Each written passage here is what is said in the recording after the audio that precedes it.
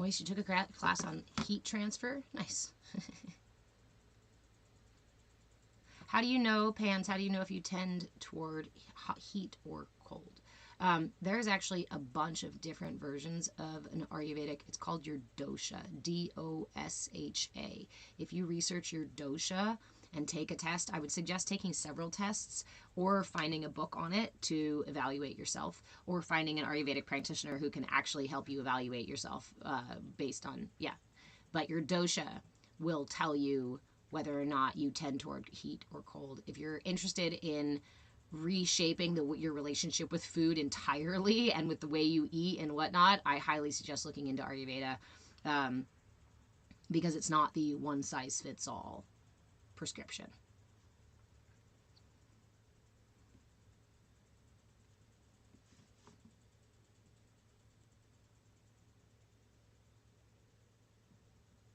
Okay. We're going to start class with hummingbee breath so that we can use that tool to bring us here into center, into our practice, and then we're going to finish off with cooling breath. I'm going to offer 2 different options for cooling breath because some folks can't do one. If you can't do one, you can do the other. All right. You are amazing, Cappy. I'm glad you're here, and I'm glad you guys are asking for things for class. And I'm going to set up my little notebook here.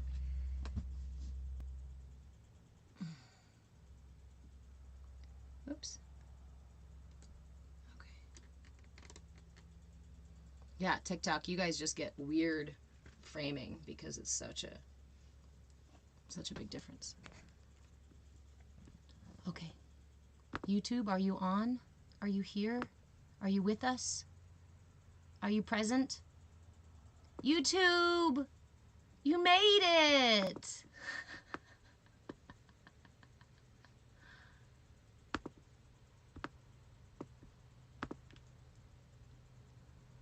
Okay, guys. We are officially ready for class. So, all you need is a place to put your butt. Go find yourself a place to rest your tuchus and find the edge of your seat.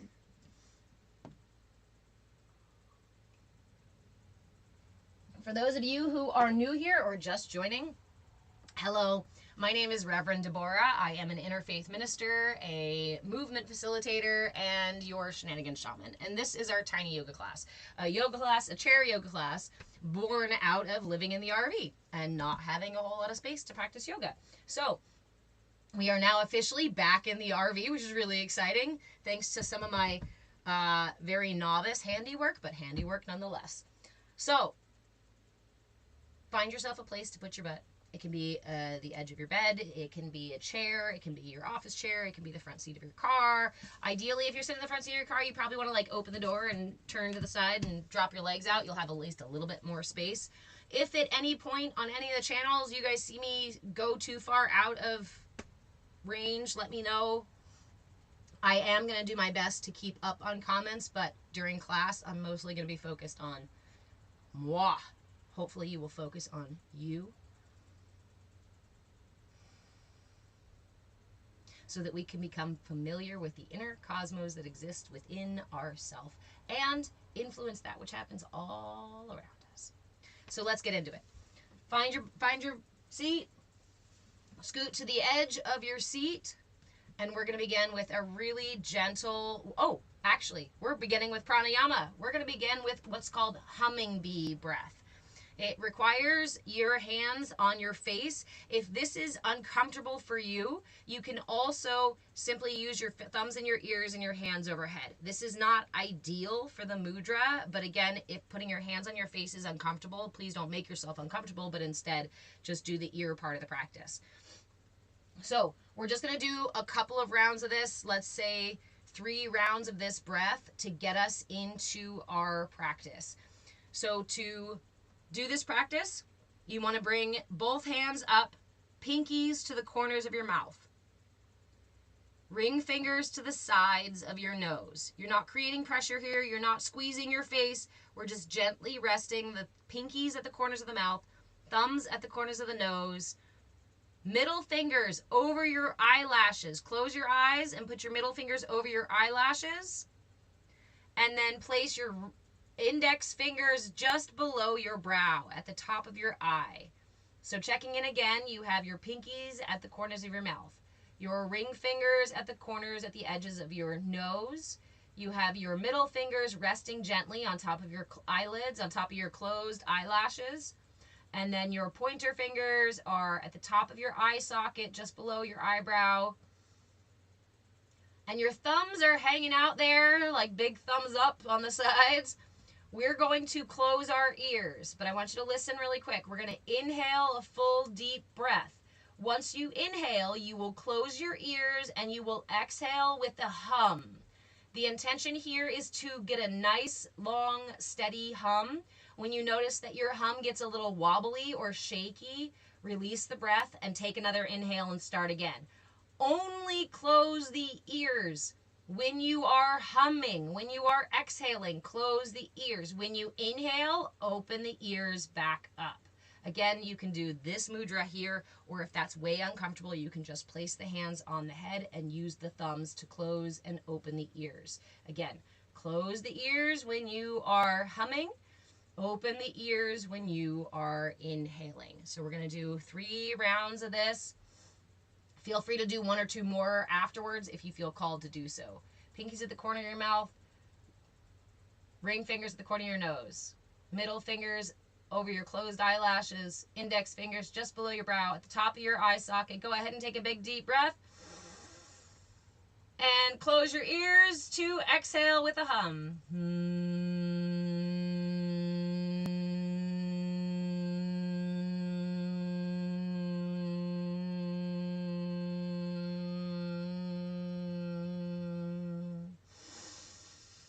Open the ears to inhale again. Close them to exhale.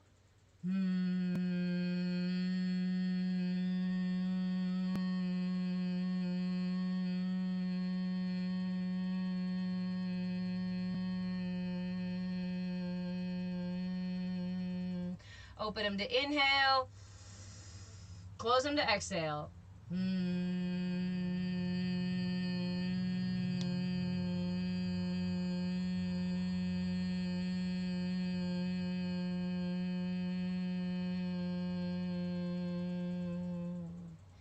Go ahead and release your hands or continue with another round or 2. Make sure once you have finished your rounds, you take a moment to pause. You can rest the palms face up in your lap or face down. And just sit with the sensation that was generated by the practice.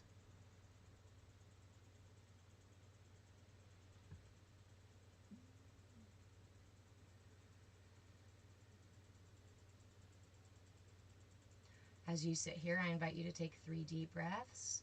Inhale through the nose, pulling the breath through the lungs and into the belly.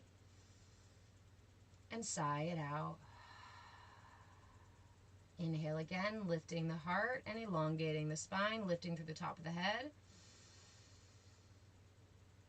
And let it go with a sigh. Inhale again, expanding the rib cage in all directions, front, sides, and back. Really open up the rib cage and exhale.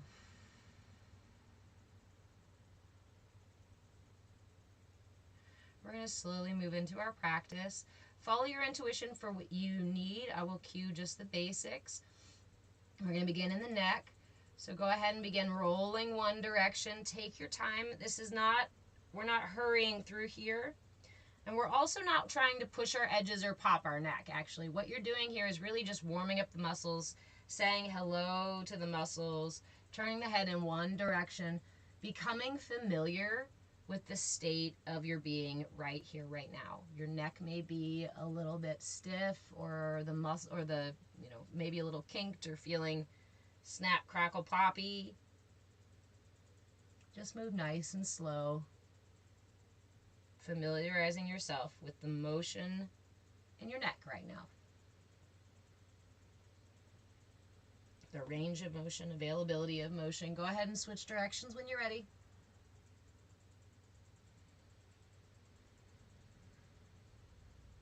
Oftentimes when we're here, we're doing something else, right? I'm rolling my neck to pop it. I'm rolling my neck to get it, to stretch it. I'm rolling my neck to get rid of some discomfort. How often do you come into this space and really just explore, become familiar, meet it where it's at without the need to change it, without the need to adjust anything, just saying, hello, I notice you, I see you.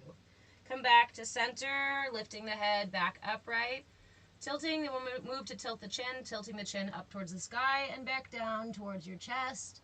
Matching the breath, exhaling as your chin goes down, inhaling as your chin goes up at your own pace.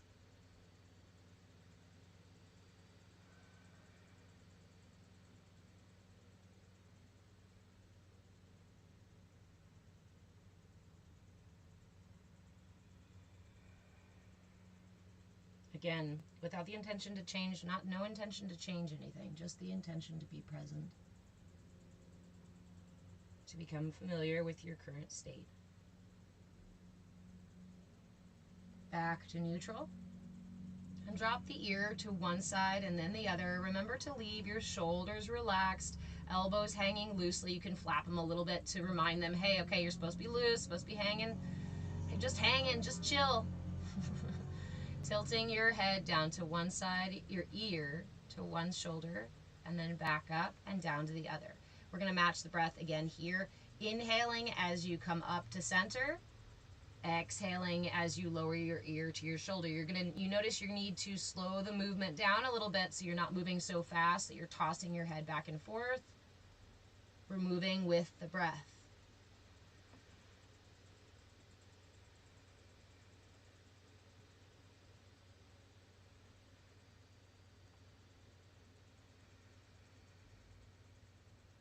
Inhale back to center. We're going to move into the shoulders. First, begin by giving your shoulders 3 big squeezes. Squeeze them all the way up to your ears, nice and tight. Lift them as high as you can go. And when you drop them with force, like you're trying to shake something off. A nice ha. Exhale. Inhale, pull them all the way up, nice and tight. Squeeze. Keep your neck long, but squeeze those shoulders up and drop that shit. One more.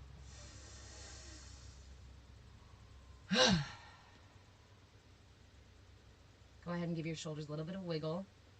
And we're going to move into rotation. You can keep your eyes closed if you'd like to. I tend to sometimes close them back up. You can keep them open, whatever works for you. And we're going to begin by inhaling the shoulders up, rolling them back, and exhaling them down and forward. Again, matching the breath. Rotating, inhale, up, forward, and up, up and back. Exhale, down and forward.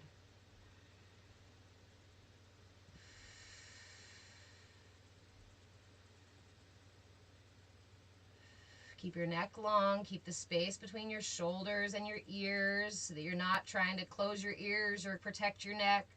Moving through the shoulders, just becoming familiar with your current state. Go ahead and switch directions when you're ready. Inhaling up, exhaling forward and down. Inhaling back and up, exhale forward and down. Keep those shoulders, keep those elbows loosey-goosey by your sides. Don't let them tense up. When we're here, we are also taking stock, noting for tension and giving it permission to release, giving it permission to let go. Sometimes through our absent-mindedness, tension is created. Oftentimes in the elbows or in the jaw or in the neck, we notice tension being created absent-mindedly. Come back to neutral, relax your shoulders, give them a little bit of a wiggle.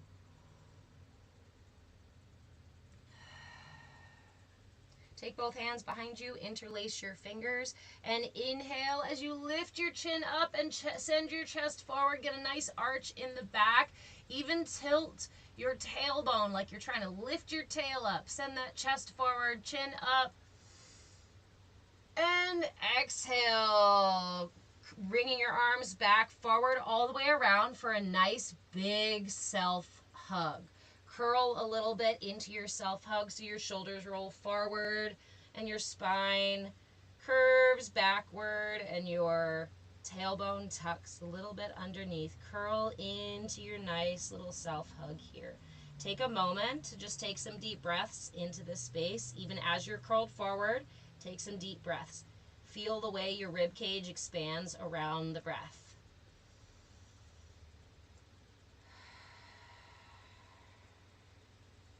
If you feel compelled, please give yourself some gentle, kind, loving words in this space. You can rock a little bit if you'd like to. You can hum and sing to yourself if you'd like to. Just take a few more deep breaths, expanding the rib cage, feeling the breath as it fills your being.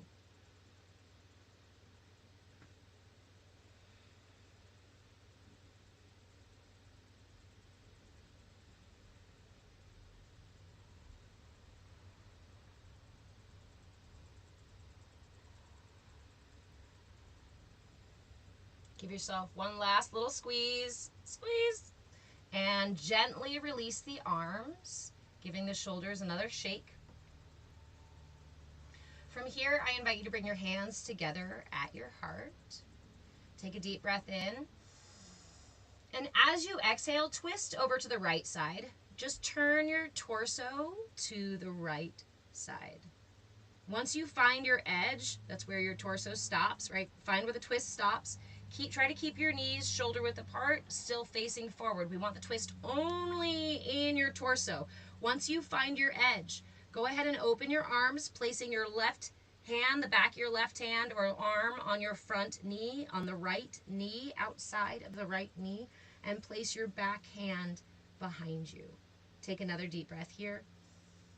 And as you exhale, turn to gaze over your shoulders, being mindful of that alignment, keeping your knees pointing forward without twisting through the legs, just the spine. Extend through the top of the head, lifting, reaching towards the sky as you reach down to the earth with your tailbone.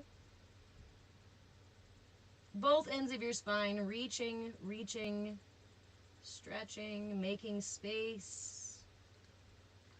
Take a deep breath and let it go. Slowly turning back to center. We're going to go the other direction. Align again here with your feet and with your knees. Make sure that they are shoulder width apart, facing forward. Bring your hands together at your heart, palms together at your heart. Take a deep breath in. And as you exhale, turn your torso as far as is available to your torso. Once you find that, open up the arms, leaving your right hand on the outside of your left knee. Placing the left hand behind you again. Take a deep breath. And exhale to gaze over your shoulder. Really reaching with the top of the head and the bottom of your pelvic floor. Reach with your tailbone, reach with the top of your head. Elongating the spine, nice and tall. Keep space between your shoulders. You don't want to collapse here. Keep your spine nice and long, shoulders open. Chin parallel to the ground.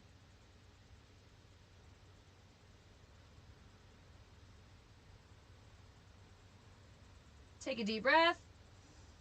And exhale, slowly release, come back to center. Move into a couple of cat-cows, further giving the spine some lovely gentle massage. Inhale, send the chest forward, lift the chin, tip the tailbone so you're lifting your tail into cow. Exhale, curving the entire spine. Tuck your chin, tuck your tailbone, curve through the whole spine, lean back a little bit. You can hold on to your knees to lean back into this cat. Inhale, cow. Exhale, cat. Inhale, lift the chin, lift the tailbone. Exhale, tuck the chin, tuck the tailbone. Couple more at your own pace. Take your time. No rush. Just being present with the movement.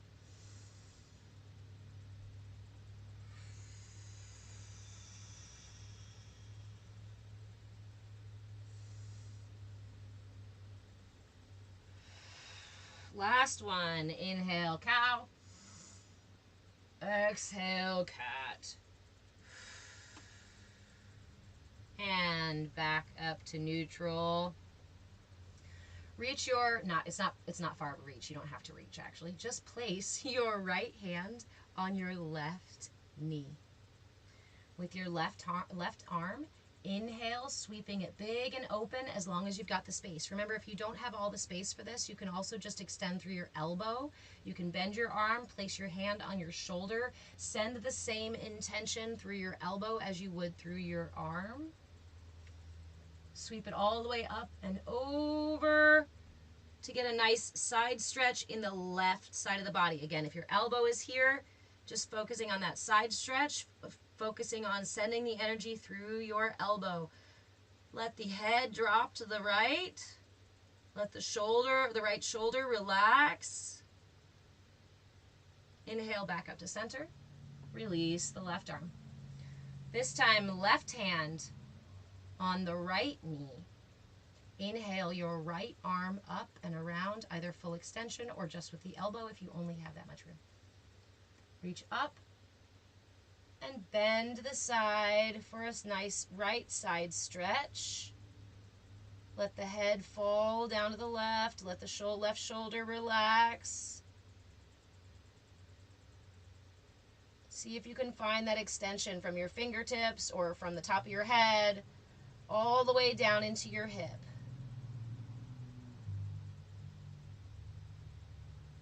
Inhale back up to center. Exhale to release the arm.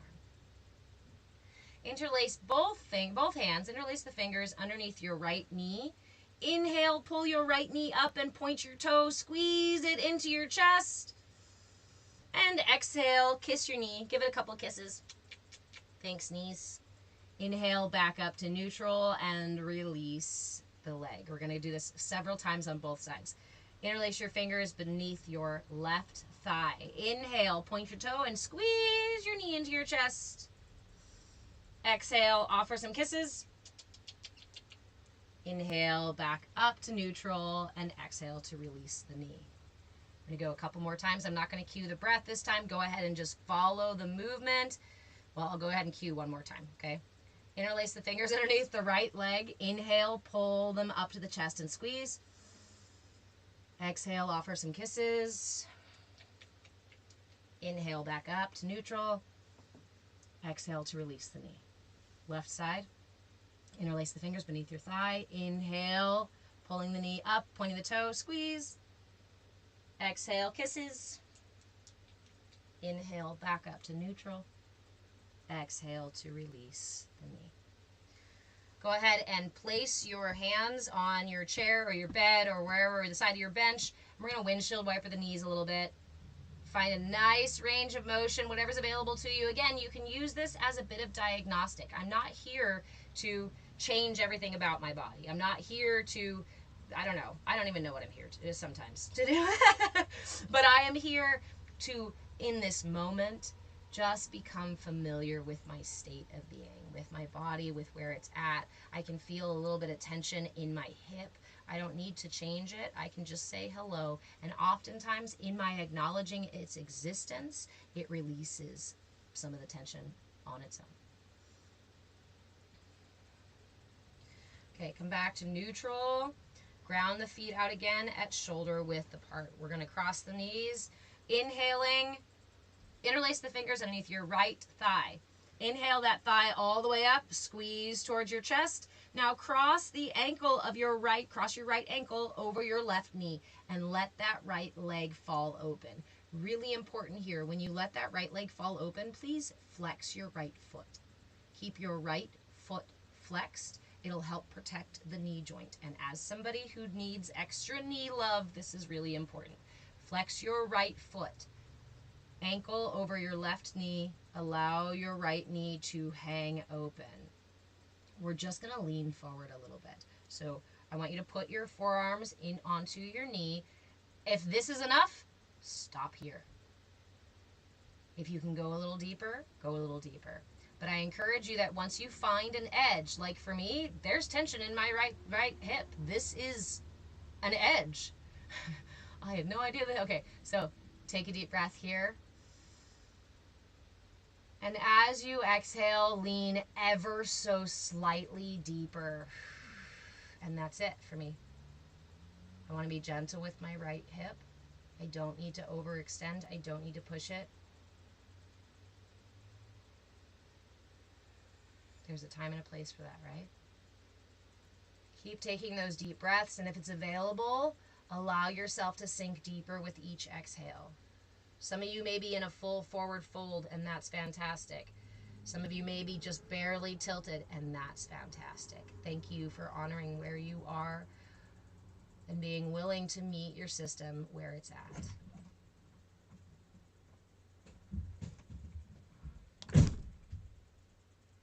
Inhale, back up to neutral. Go ahead and release that right leg. Be gentle. Use your hands to lift the leg, not so much the muscles of the leg. That way you don't kink anything. Good morning, sir. I'm in the middle of class. Okay? I love you. How much longer? I don't know. I love you. Probably about 15 minutes, I think. 20 minutes, maybe. Okay. All right. Left knee. Interlace your fingers underneath your left knee. Bring it up to the chest and cross that left knee over your right knee. Do I have dirty feet already this morning? I absolutely do. Walking around barefoot. Let that left knee fall open. Seated upright, elongate the spine. Take a few breaths here. And then begin your forward fold as soon as whenever you're ready. So you can bring your forearms here first. Offer a little bit of hip opening. Make sure you flex that left foot. Please flex your left foot to protect your knee. Each time, taking a big deep breath and seeing if there's space for you to exhale a little deeper.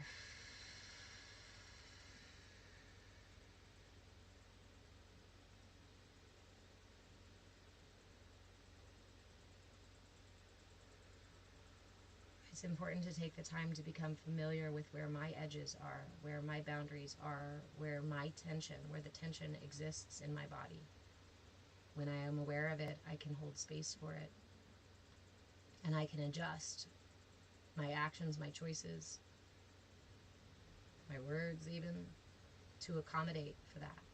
Just like we would for a partner who's in pain or who's sick or a kid who's having a bad day.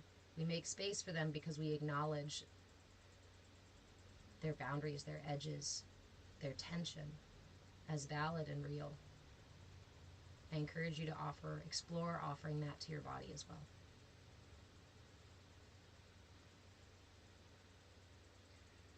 Go ahead and roll up when you are ready. Inhale, we'll go ahead and release that left knee. Take your time. Offer it support. Come back to neutral. We're going to move all the way down to the feet. And the hands, actually. So go ahead and extend your hands out in front of you. I'm going to move back a little bit, hey Ree, so that the camera is still in the camera. So extend your hands out in front of you. Inhale, pressing your palms forward, extending your fingers out nice and wide, and lift the toes. Lift your toes and see if you can spread them wide. Lift the balls of your feet up. Lift your foot up from the front, leaving just your heels. Spread your toes, spread your fingers. That pulling upward motion, or with the hands pulling backward motion.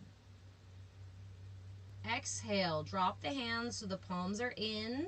Turn inward, keep the fingers extended, and lift the heels.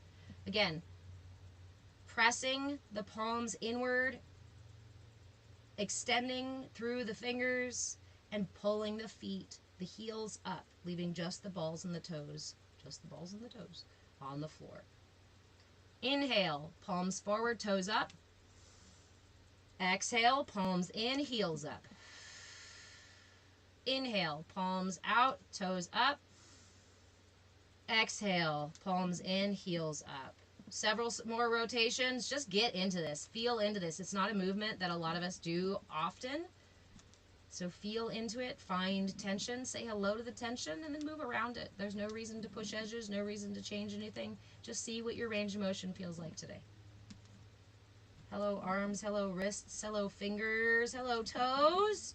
How are y'all today? Good. Everybody feels pretty good and juicy, so we're going to go ahead and come back to neutral. Resting the whole feet, the whole foot, every single inch of those feet, of those dogs on the ground. Bring your hands together, interlace your palms, and turn them upright towards the sky. Turn them up towards the sky. Inhale. Exhale, sway to one side, stretching again through the side, through the armpit, through the hip. Inhale, back up. Exhale, down to the other side. Inhale, back up. And exhale, forward fold as far as is available to you. Honor where you are in this moment today and let yourself rest wherever it is you lay. Relax the shoulders, relax the neck, relax the arms if you can.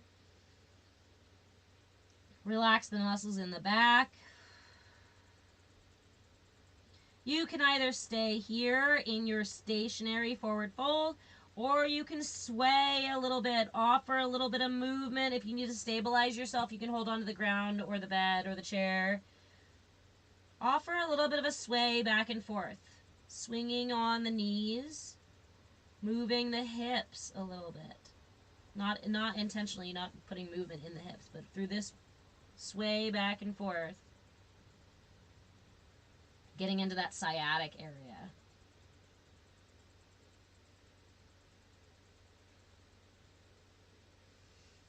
Place your hands on the ground and toe heel your feet open. So you've got a nice wide knee stance. Inhale, extend the spine. Long spine like a tabletop. And exhale to forward fold a little deeper wherever is available to you. Find your edge and stop there. If you can't find your edge, push a little deeper. Let your head hang and relax. Go ahead and slowly begin to roll up using the muscles in your legs to slowly to support your upper body in rolling up. And now, my friends, we will move into some, yes, I am in a camper. We're going to go ahead and move into some cooling breath. Toe heel your feet back together. Not all the way back together. Shoulder width apart. Shoulder width apart.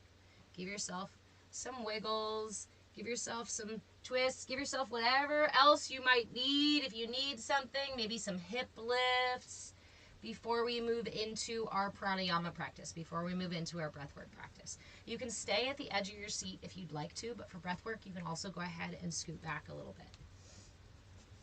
You can drop your knees open, go ahead and get cozy, find yourself a comfortable space to be in. And we're going to move into, I'm going to offer two different types of cooling breath. One requires you to fold your tongue. So if you can't fold your tongue, wait a second and I will give you another one, okay? So, Sitali, my Sanskrit is really not that great, but it's called Sitali, C-S-I-T-A-L-I. And it's done by curling the tongue into that little, like, taco curl.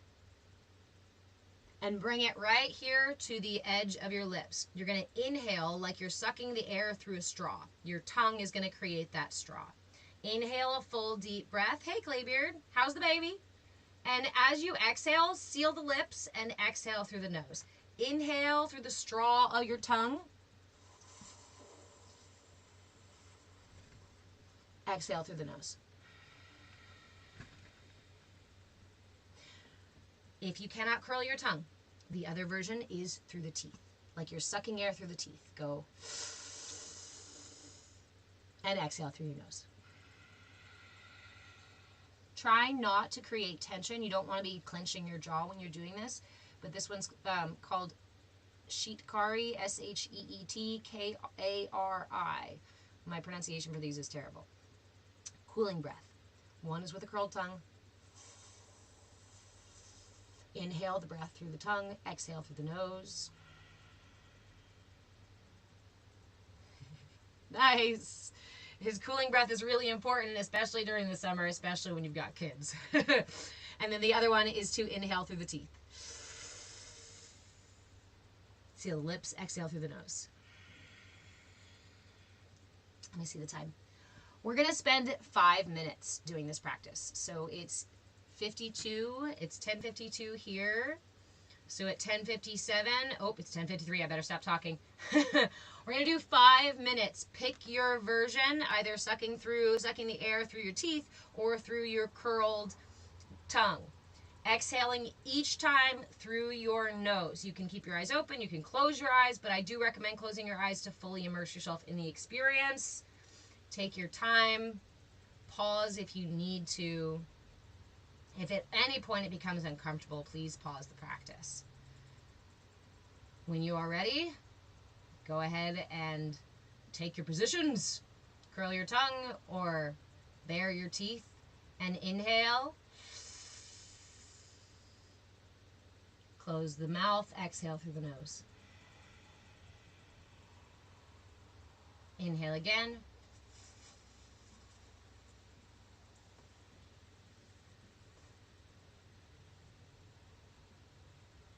Seal the lips and exhale through the nose. Take your time. This is not a quick practice. This is a cool down practice. Take your time. I encourage you to stick with one of these. Either choose through your tongue or through your teeth. Don't alternate. I'm going to alternate just to show them both. And move a little further this way.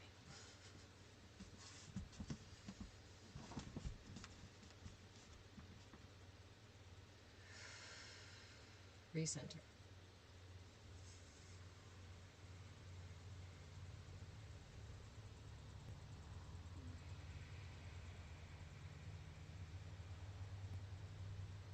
Cooling breath. Take your time.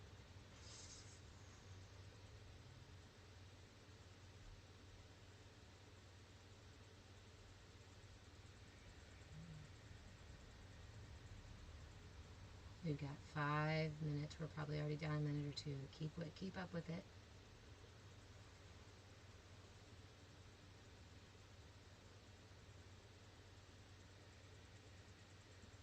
Really keeping the jaw relaxed, intentionally relaxing the jaw, intentionally keeping any tension out of the shoulders, out of the face.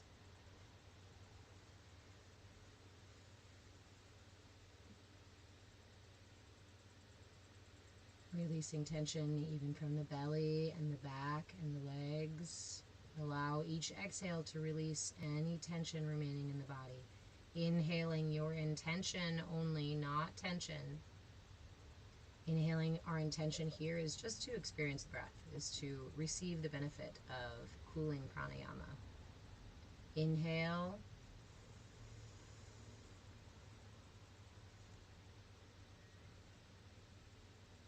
Exhale through the nose.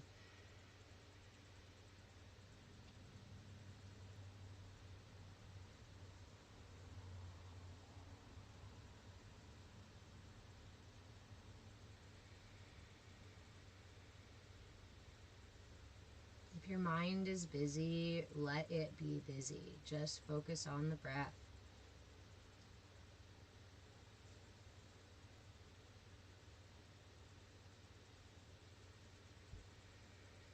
Like reading a book, right? Like focusing on something in a busy airport space or in a busy public space. Let everything else happen around you without the need to follow it, without the need to become attached to it. Just inhaling through the tongue or the teeth.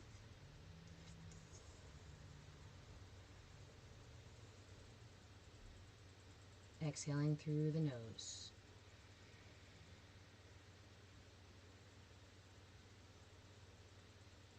Couple more breaths, 1 more minute.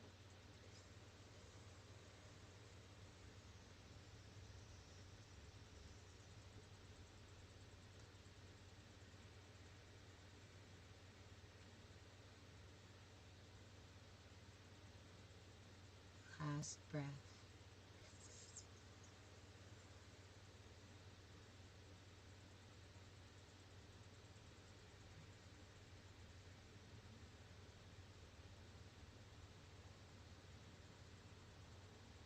Go ahead and release the breath, release the practice, and stay here for a moment with your eyes closed. I invite you to, again, become familiar, right?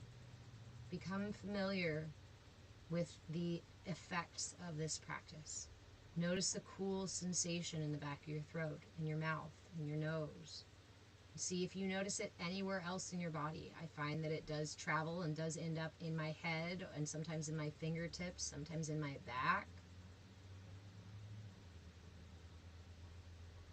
Shine the light of your awareness on your inner landscape, on your inner cosmos, and explore what is there.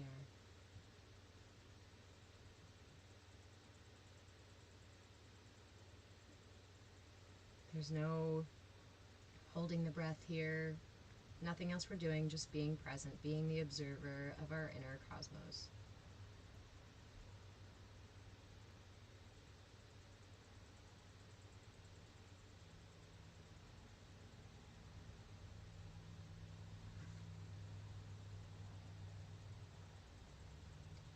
In this space, offer your inner landscape a gentle smile of appreciation, of gratitude, gentle, loving smile.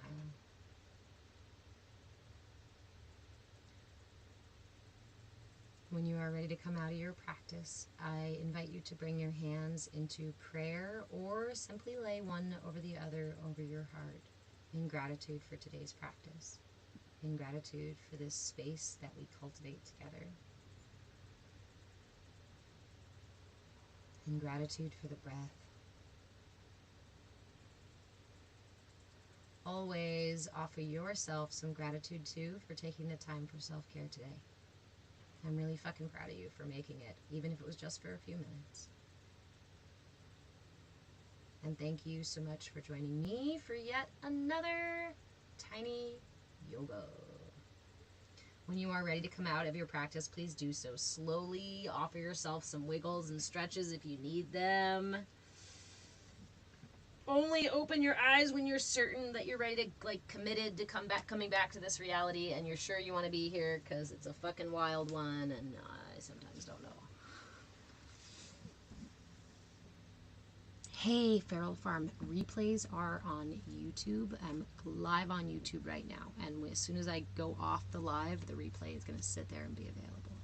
And it's available up to a week. Remember, if you guys want my full archive of replays, I do have a membership. Any level of membership, either here on TikTok or on Patreon, will get you a link that gets you all of my classes since last November. Thanks, Drew. You're very welcome, Reality Check. You're very welcome, guys. Hi, Vivian. Hey, Ree.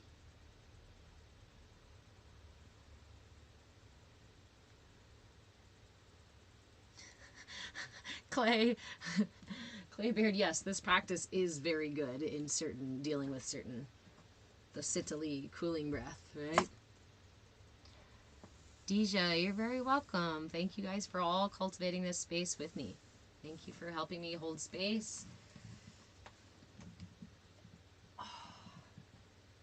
And thank you for giving me the opportunity, right, to lead class. And because, I'll tell you honestly, right? There's that old quote that ultimately every act should be a selfish one, and I hate that. But a self-centered one is me teaching these classes, because do you guys benefit? Totally. But I benefit. It's me that benefits. It's me that gets to do my chair yoga class reliably every single week. Beck, are you in here?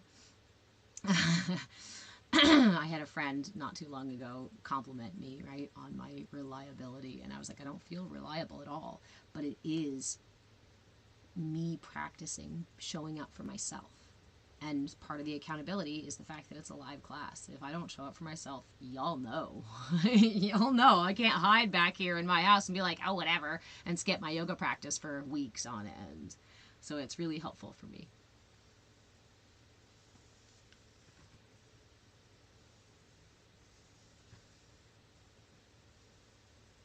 Strix, how much money for how many square foot of space? It's an RV, I own it. So, and it's not measured by square feet. You don't buy RVs by square feet. Thank you, Amanda.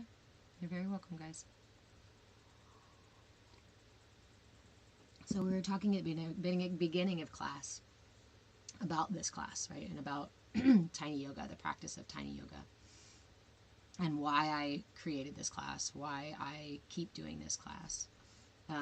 But especially why I teach what I teach in all the different ways. And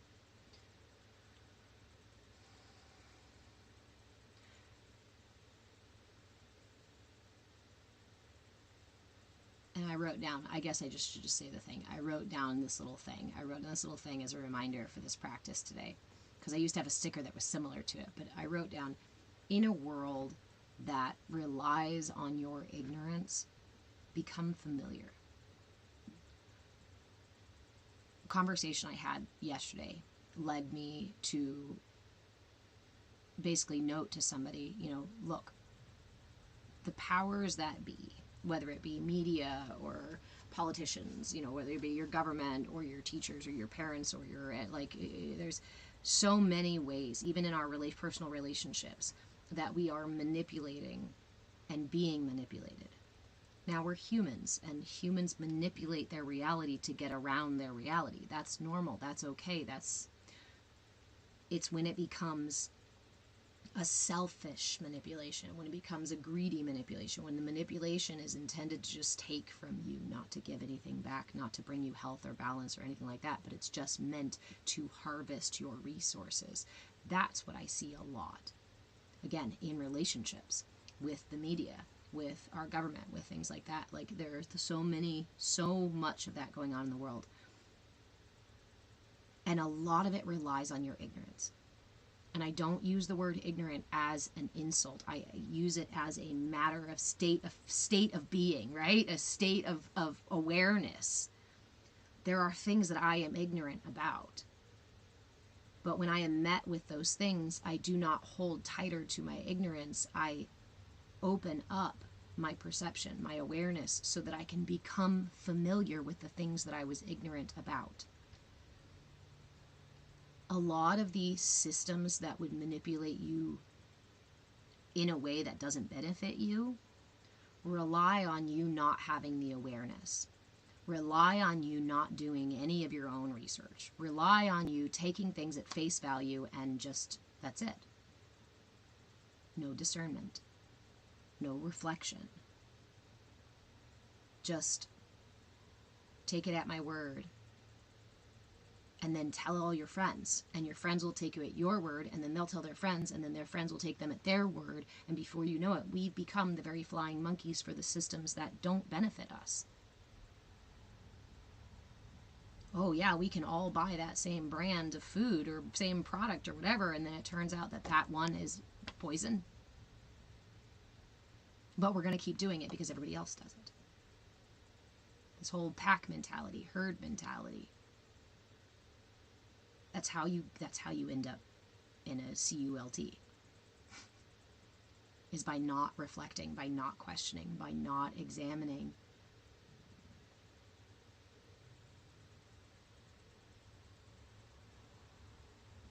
Hey, Levi.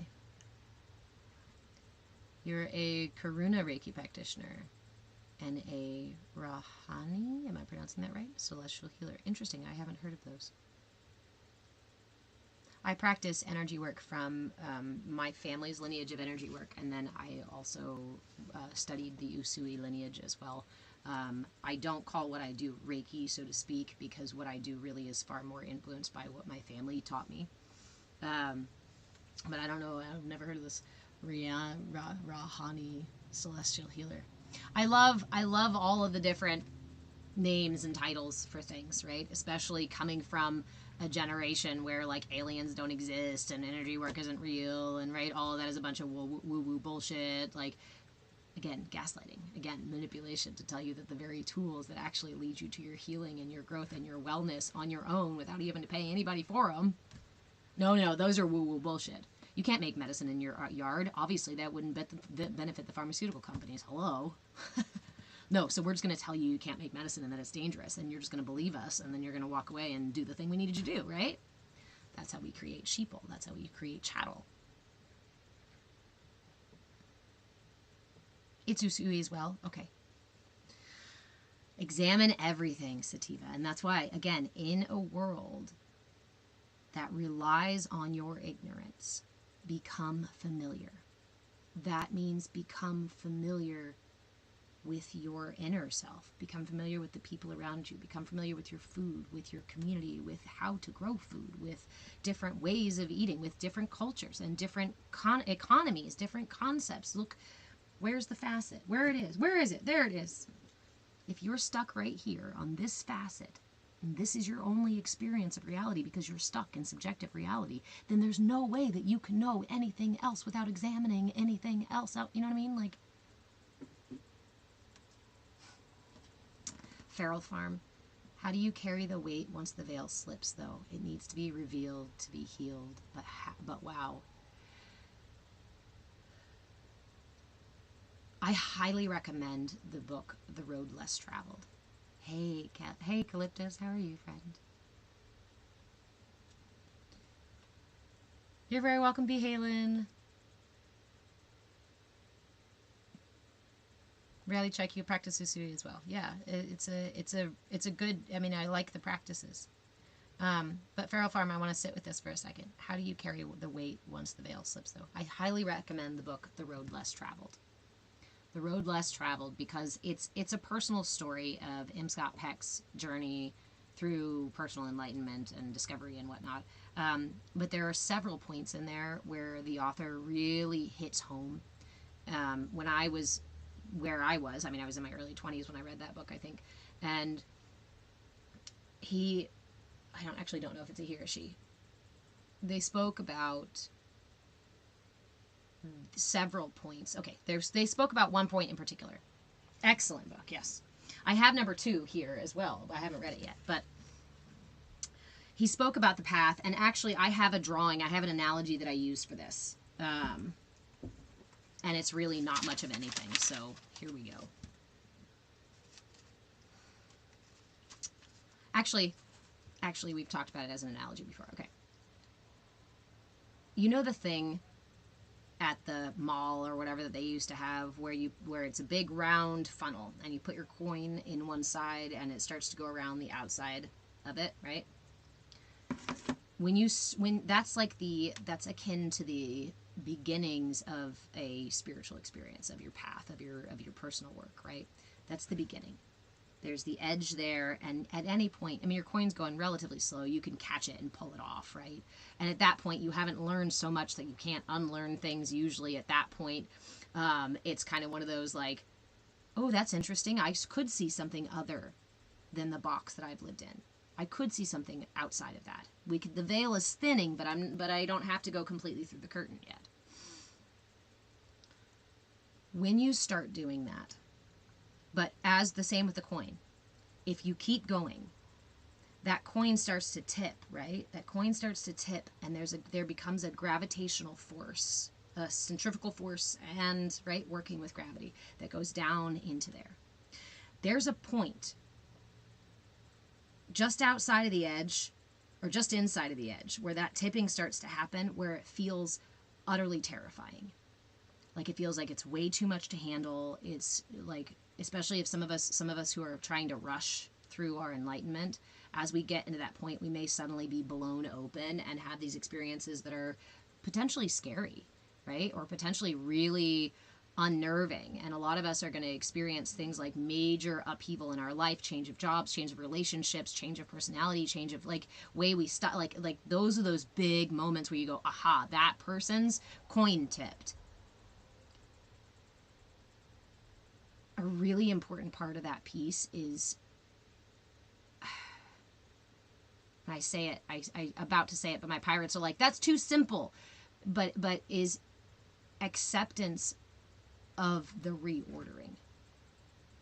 I think the thing that causes us the most suffering on this journey, on this path, is our attachment to the things that are finite, the things that don't serve us anymore. And that's when it becomes really, really difficult. Yes, the veil has thinned, and so I can see this path ahead now. I can see all these opportunities and these things ahead. But what is causing me pain is the separation from what was there before. And in the book, Road Less Traveled, he talks about this, or they talk about this a little bit too, because there's the point at which you're still learning and you're doing these things. Thank you, friend. You're doing these things.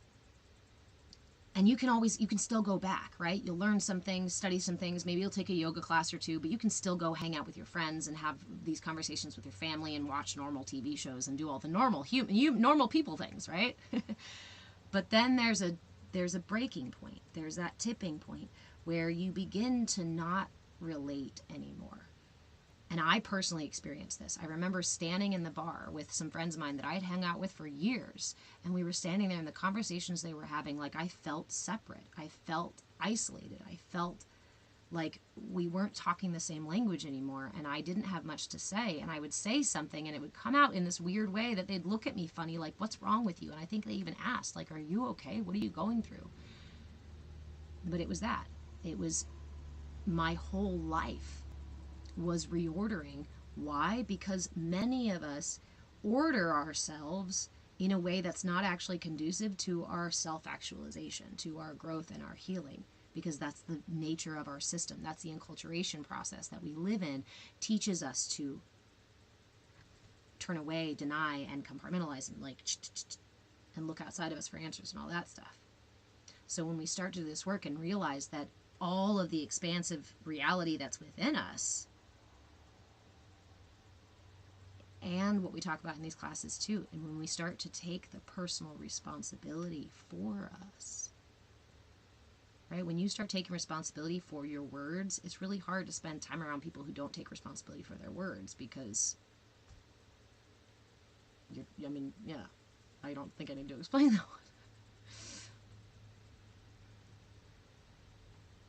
The Sativa, the book is called The Road Less Traveled by M. Scott Peck. You read it every 5 years religiously? Nice. I've recommended it for years and years, but I think I've only read it. I think I've read it twice. But I have number 2 here. Farrell, well, you said, and normal life keeps you so busy, you just don't. Right. So the hardest part in my experience, from my personal experience and coaching with other people, right, through these processes, is it's this piece. Letting go of the things that you're attached to. Now think about that. Think about how expansive that list potentially is. I'm attached to, and when I say attached to, I also just mean things that are habitual to. I'm used to the habit of the direction I drive for work. I don't have to think much about it. My brain has made a shortcut for me. I don't have to use my map anymore. If I change jobs, that changes, along with my schedule, along with my coworkers, along with like all kinds of things, right? Possibly even my sense of security if I've had that job for a long time and I'm not used to change. It is attachment. It is our habitual comfort zone. What is the brain really good at? Creating shortcuts. Reactionary, verbal, physical, habitual shortcuts. And when we have to change those shortcuts, that's when our life feels like it's like, ugh! Because we're trying to shift our attachment to these things. My heart, you asked, are you asking, you said very few do. You mean very few do go down the path of enlightenment, or the process of coming home to self and self-actualization? I would not say very few do. In fact, I think a lot of people I've met in my life, I would say very few don't do any of it. Very few don't do any of it. Why? Because our systems are naturally reordering. Our systems are part of creation, and so they are naturally expanding and evolving, and so it actually takes a lot of effort to resist that flow. It takes a lot of effort, and that effort creates tension and can also create suffering. So can we choose? Oftentimes when we experience tension and suffering in our lives, it's because we have an attachment that's not aligned with our truth or with the frequency of our evolution where we're trying to go. Philippe, every single moment you have a choice. This right there, that statement right there is one of the heaviest and most freeing things ever. And this is the thing this was probably one of the earliest things I learned on my path, and it really fucking got me, because sometimes it was a punch in the gut. And sometimes it was the door I needed to get the fuck out. Every single moment you have a choice. I used to say that the biggest superpower, every human has a superpower. We all share it. It's the ability to choose. The question is will you become responsible with your ability to choose? And a lot of people aren't ready for that responsibility, or are afraid of that responsibility, or don't feel like they're brave enough, or not brave enough, confident or strong enough to hold that responsibility. But that's part of attachment to the idea that you're not. Jay, it's hard because the brain converts new conscious info into unconscious info. So the way you said that makes me feel like, oh no, it became unconscious. But we can look at it, we can examine that a little bit differently, because the answer is yes, it's true. It creates shortcuts.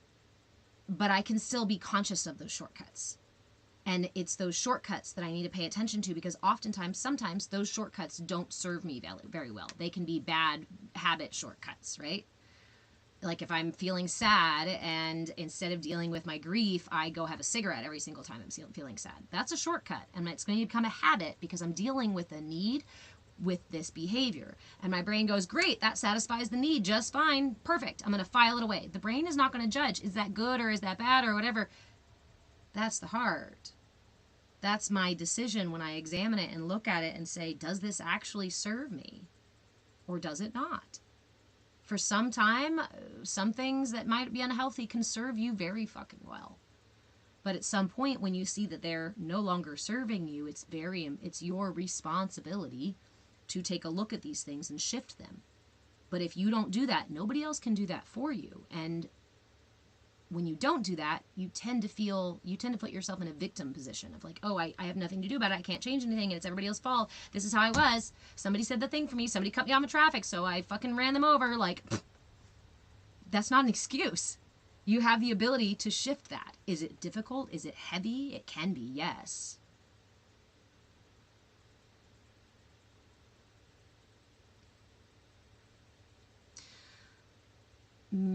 Mela Moonbeam, basically it wasn't our fault, the abuse, but it's our fault to heal it. I want to take out fault. I like semantics, so I don't mean to do this as judgment, but I play semantics a lot because it's important in my head.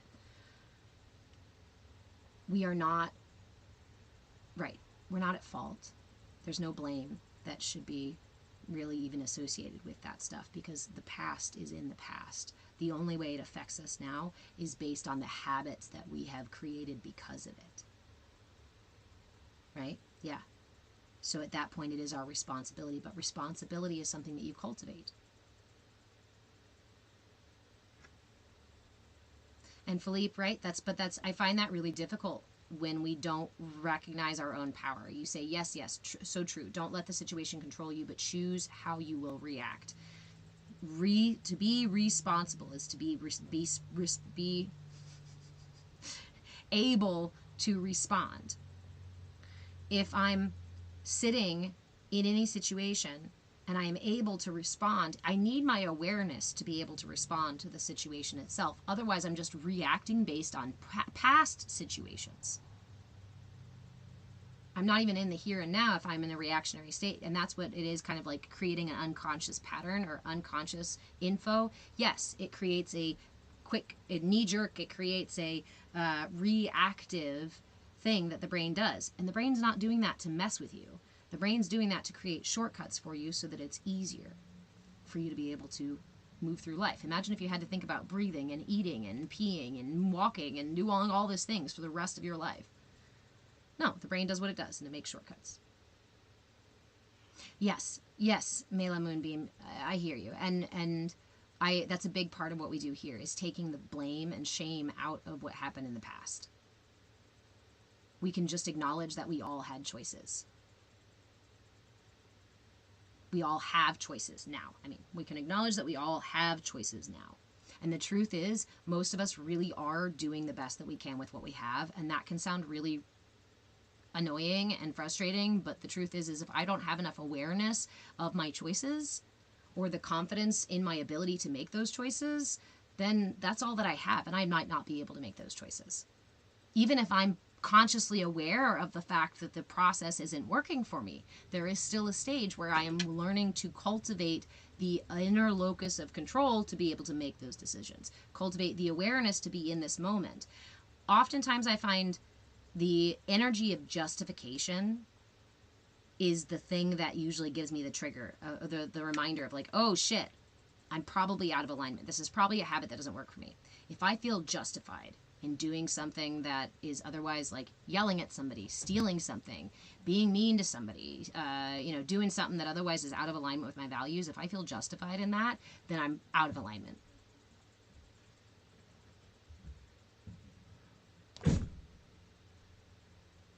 Jay, you're welcome to share via text here, yeah. Or again, guys, I just as a side note, I do have memberships available, but we also have a free Discord space. If you'd like to come join us in the Discord and we can have like at length conversations about this stuff, I would love to have you in there. We are a small but growing little community, and we cultivate a safe space for everybody to show up just as you are, even if you don't agree with everybody's opinion. You want to join? Come in, Claybeard. Come on. And if you want a link to it, the link to get there is on my link tree. The link's in my bio. It's also on my Patreon page, and you can also message me if you want a link directly if you can't find it. Hey, Andrew. What's up? No, you don't. We just went to the grocery store yesterday, and the fridge is full of things that you can eat. Have you been doing your chore, sir?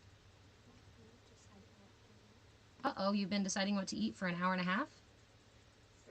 Oh, I guess, wait, you were up about an hour ago. So for an hour? Whoops. Please go get something simple so you have something in your belly. Okay? Then go do my chore. Then start on your chore, and I'll be in there in a little bit. Remember, you were supposed to show that you have the initiative to start it on your own, not waste all morning doing other things. Yes? Okay. Go, please. I love you.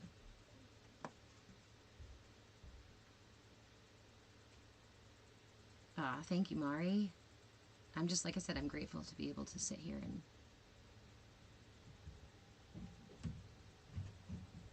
teach, to be able to share, and to be able to hold space. That's really it, right? Because it's not just me. It's your insights. It's us having the conversation that really makes it into something more rather than just me talking at you.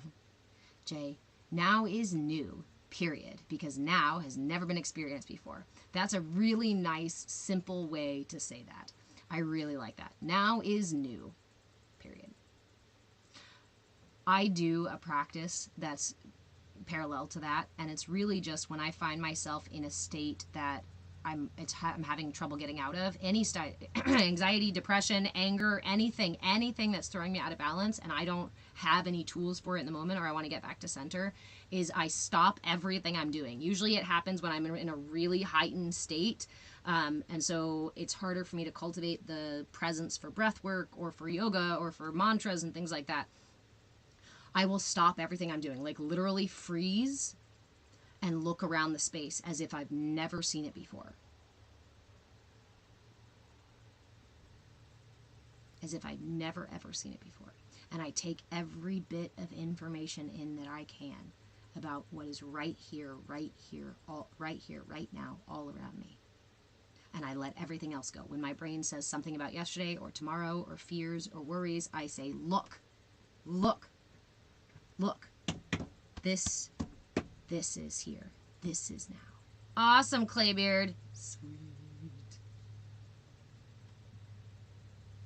Philippe, but there's nothing new under the sun. But many things can be new to you.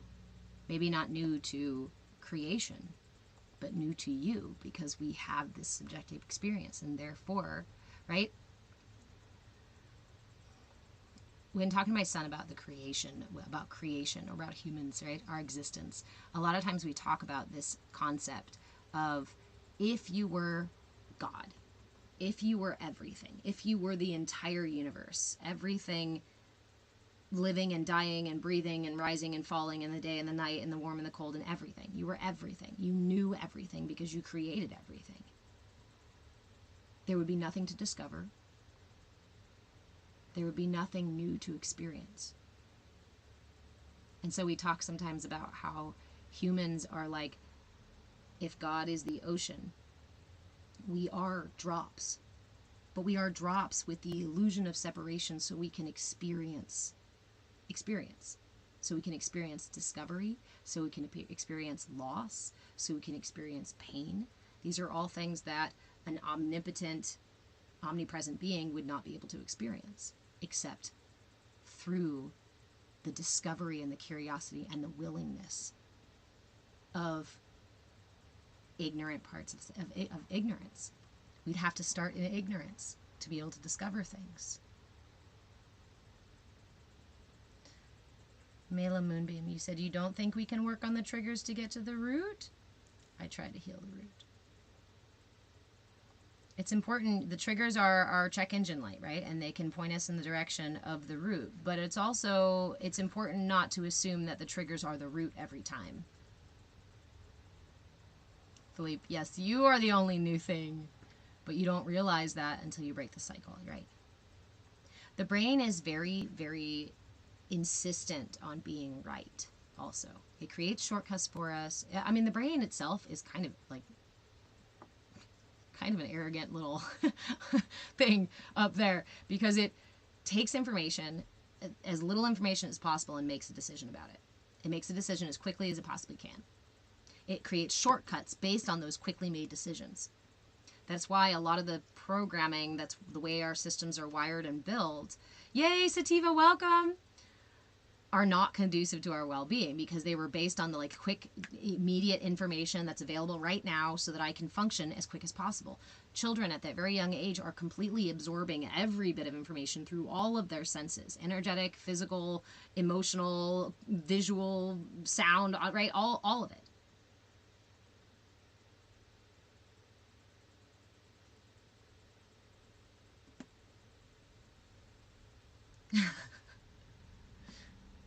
Jay, the brain wants to predict the future, and it has never been in the future to even know that. Yeah.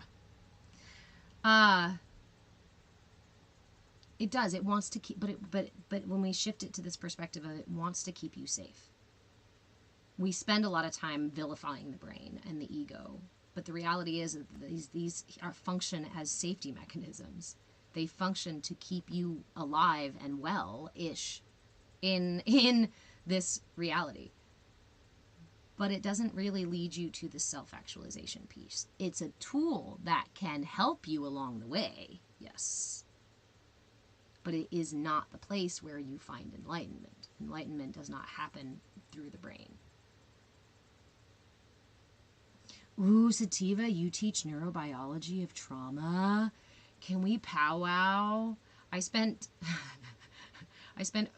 over 12 years in university and workshops and things like that, studying both the science and the philosophy of human development and wellness across the lifespan. It really, human development and wellness all the way from prenatal to postmortem. And I went to do it because I was like, I need to know how we tick, why we do what we do, what makes us trigger, and how do I heal this, right? I went for my healing. Philippe, am I from across the pond? No. Have I lived over there? Yes. But this is what I love, Sativa, right? Is that when I was growing up, a lot of this stuff, energy work, enlightenment, yoga, meditation, these practices were still considered very woo-woo and very whatever. It's such a ridiculous thing that you're even trying to do that, or you're culturally appropriating and blah, blah, blah, blah, blah, that stuff. But it was in those years of studying that I found the correlations between the timeline of the development of the chakras and Erik Erikson's stages of social emotional development match almost perfectly, along with Piaget's stages of development. along with the psychology of what occurs in gerontology, right, at the end of life, along with energetically what people have witnessed, experienced at the end of life, as well as at birth. I worked in birth for several years too, and there's an entire body of thought and schooling where we can bring back birthing without fear. The fear that has been instilled in those who labor is causing so much of that pain and so much difficulty. And so much about the experience of birth is I'll tell you flat out, it's a spiritual experience. It's always been a spiritual experience for me when you walk in a room with one person or two people and you come out with an extra. When this being has been incubating for 9 months in here and then have their first experience of separation. Understanding the spiritual development process with the chakra development process, with the human development process is really amazing. Because they all intertwine. The common threads. Feral Farm, your oldest needs help with birthing fears. I don't doula anymore, but there's a really... What is the book? I think it might be just called Birthing Without Fear. But I will find the book and I will try to...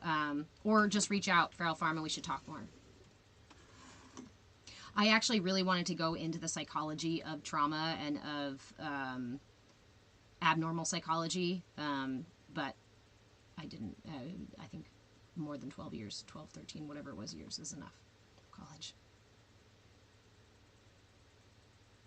Philippe, hospitals are bad for births. Yes, the business of being born. That's not to say that there are not good birth experiences in hospitals. I'm not trying to say that, but what we are saying is that hospitals are not designed for natural birthing. They're not designed for fear, for letting go of that fear. The nurses and staff are usually not trained in self pain management, and they understand birth from a perspective of an emergency. It's taught as a perspective of emergency.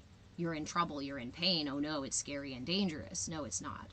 I mean, in certain circumstances, yes, but above all, like the majority of folks in labor are able to do that labor without, again, physically able. It's the mental and emotional piece of it that has been really twisted. Philippe, yeah, they're designed to make it easy for the staff, not for the mother. I had a big problem with it when I was laboring. I labored on a friend's property for 24 hours, and then I had to transfer. And when I went in and transferred, I had to fight them just to leave me alone. They kept poking and prodding and wanting to do things, and I was like, I'm fine. You just leave me alone. I've been in birth before. I've practiced, I've attended births before. This is my first birth, but we're okay. I will call you when I need you. And they wouldn't leave me alone. Ty, how do I feel about surrogates? You've been pondering lately the harm of that. I don't feel like surrogacy. Okay, so that's, we can get really deep into that because we're, if you're talking about surrogacy the way that it's done now with all of the chemical stuff and from what I understand I explored surrogacy because I loved being pregnant. I loved carrying and the whole process. My body felt really strong and amazing. But the way that they do it now is that the surrogate cannot use their own eggs through any of the organizations that we have here in the U.S. I checked, I called, and I got several of them who said nobody will accept you using your own egg. And all of them say, do not go and do surrogacy on the back end with some friends or something like that. They no, absolutely not. Do not do that. You have to go through an agency so it can be regulated. But no, you absolutely cannot use your own eggs. We're going to have to treat you with chemicals and hormones and things like that and transplant somebody's egg, which I understand as the mother wanting your egg. But I also have a really unpopular opinion when it comes to, and it's part of why I got out of birth. The body has a natural pH balance, and during intimacy, the pH can change to prevent receptivity of misaligned genetics. Listen to that again. My body has the ability to change pH when ill-aligned genetics are introduced into my system. Again, it is a world that people are exploring all the things they want to explore. But I also come from a perspective of natural holistic medicine. And if these two systems are not genetically designed to naturally do this, then I would recommend finding other routes. There's children who need parents. I feel like it is a selfish, not self-centered choice to push your body to deliver, to create a child that is genetically ill-aligned. Again, I got out of birth because it was one of those things that IFV is more and more popular, surrogacy is popular, and I don't condemn anybody for making the choices that they make. I don't believe it is healthy, and I think that it also puts the children and the parents at very high risk. The children aren't prioritized at all well, that's not true, right? The children are prioritized in the sense that they want to raise a child, and they may be very, very good parents. It's no judgment on the quality of parenting that they might offer. But when I had my son, when I was pregnant with my son, I told his dad, I said, I am not doing any of the, if he's born with an extra finger, I'm not cutting it off. I'm letting him decide. If he's born with 6 months or whatever to live because he doesn't have a this and that, I'm not putting him through years of surgery and lifetime of medication. I've seen those lives. But that's also how I treat my life. I believe in quality over quantity. And it can be controversial. But rather than attachment to the quantity of life, I'd rather enjoy the quality of life in each moment. Because it's that quality of life that brings me more joy and healing and love and freedom and play and all that and experience than my attachment to how many years I'm going to live. If I suffer for all of those extra years because I am forcing myself to live all those extra years, am I really receiving the benefit of the experience? Maybe. There is a benefit. There is a lesson to learn in that if I were to choose that. Yeah, there's a lesson to learn in anything I choose. But I also am conscious enough at this point of what I want to not choose my own suffering like that. But oftentimes it is a lot about the parents. And one of the things that I've noticed in working in death, right, working at the end of life as a death midwife, that oftentimes our grieving is about ourselves. It's not about the people we lose. Our attachment to our children is oftentimes about ourselves. Is it healthy to have attachment? Yes. Healthy is a normal human attachment. But to the degree that it causes us suffering or prevents the quality of experience from occurring, that begins to go out of balance.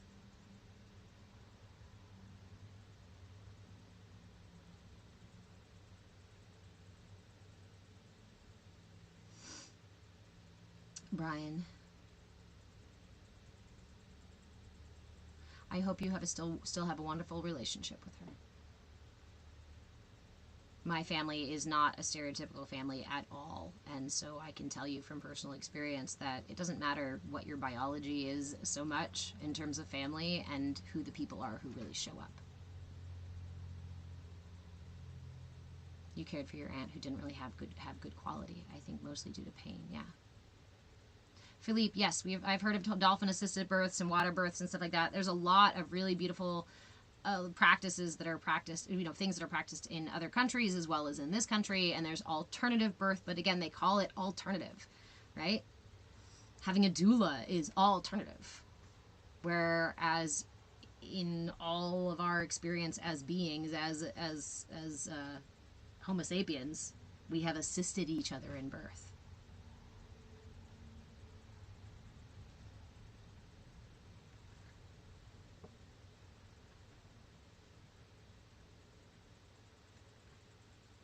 Yeah, Ty, I've seen, that's what I see a lot, right? And I realized in my own experience of grief, in my own experiences of losing people, I caught myself crying at the memorial, and I asked, and looking at his family, at her family, That was twice, actually. Dang it. That was twice from the same family and still the same place. Okay, so. My grief is the fact that I can't call that person anymore and talk to them, that I can't sit beside them. Because for all I know, the other side of this life could be fucking absolute bliss. What am I grieving for if they are in, like, fucking perfect state of everything? Why am I grieving? Because of my loss.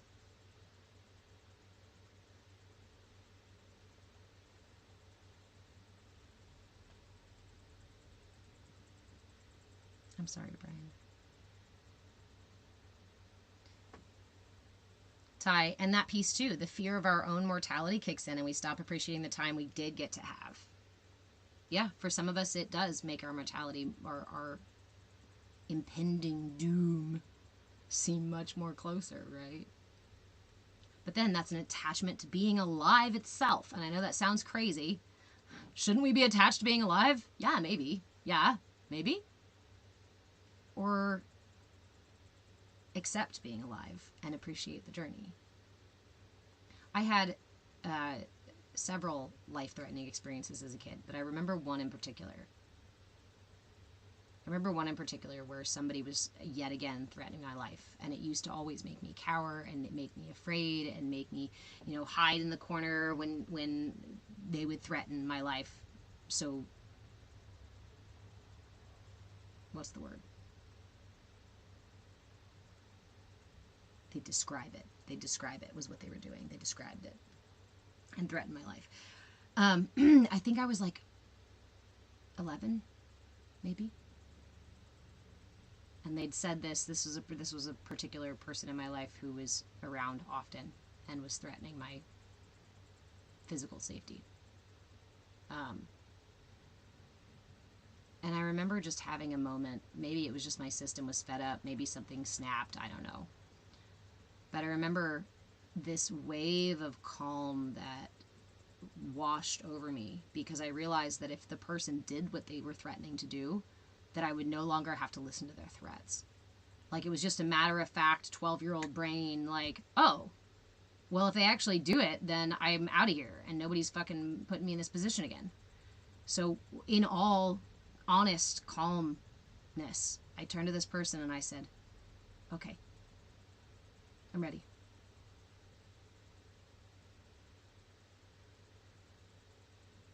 Terrified the fuck out of that person. And they never did that again to me. But I think it was the moment when I lost my fear of me passing on.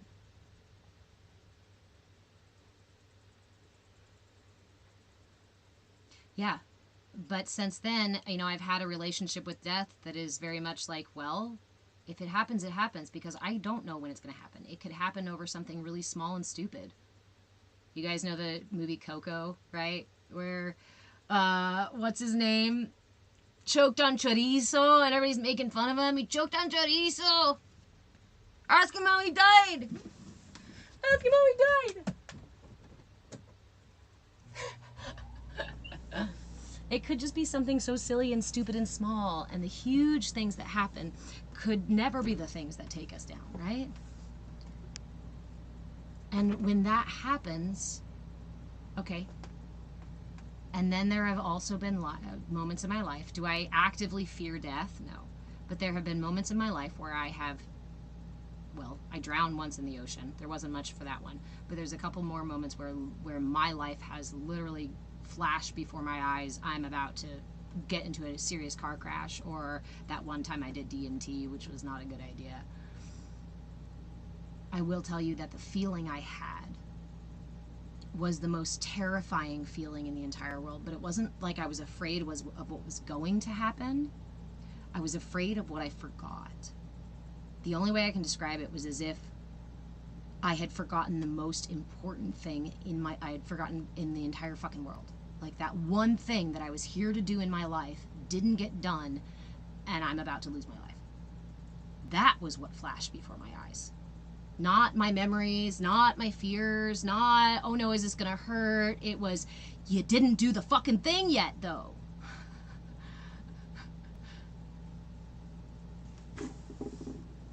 But we don't all have that, right? Sometimes we do. We cling to the security of being in this lifetime because we don't know what's happening outside of it. We don't know what happens after it, and that unknowing can be fear generating when we are attached to being knowledgeable about everything.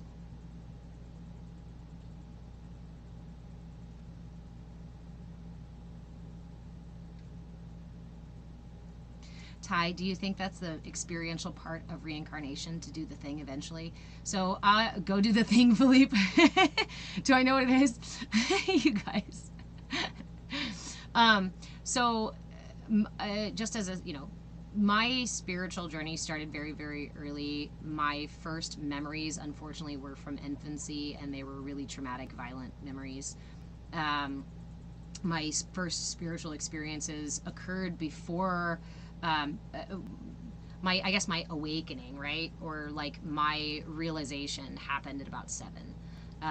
Before that, I had experiences of being taken out of body by some sort of energy, some sort of protective energy that was facilitating my safety. But it was the year 7 after those experiences. It was when I turned 7 that summer. I started having a recurring dream. I started having a memory of a past life. It happened every single night. It became an obsessive dream. It would not leave me alone. It was extremely visceral. I could smell the dust. I could feel the fabric of my dress. I could look around and know the people who were there. Here's the thing. Thank you, Randy. Yes.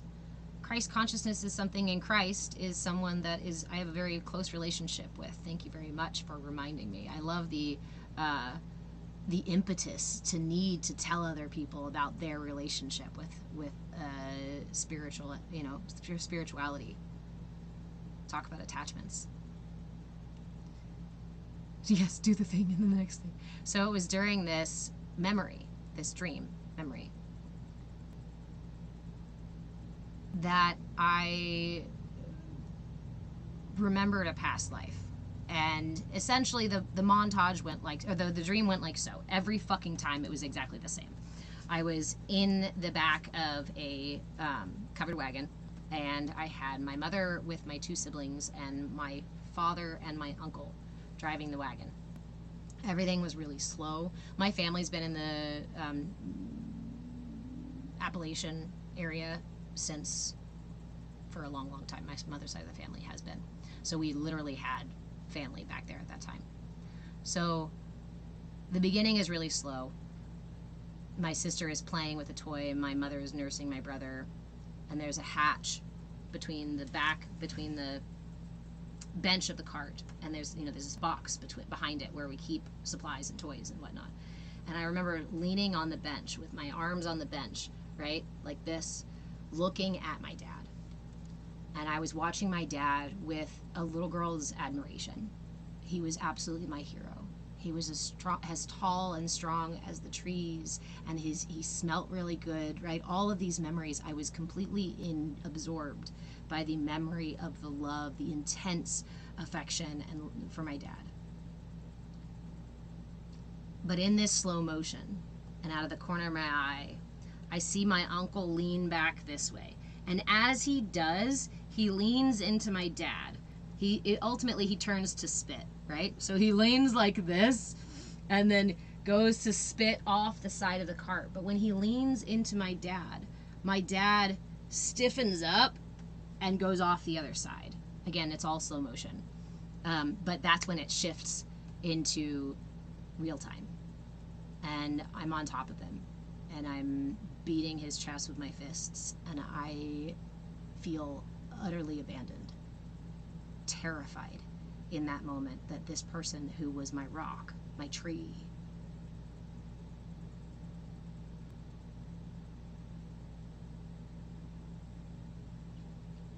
and true to what a little girl would probably do, right? I begged him, I screamed, I pleaded, I cried, and nothing changed it. And we were left to live with my uncle, who was mean and abusive and awful to my siblings and my mother, which is very similar to my situation in this life.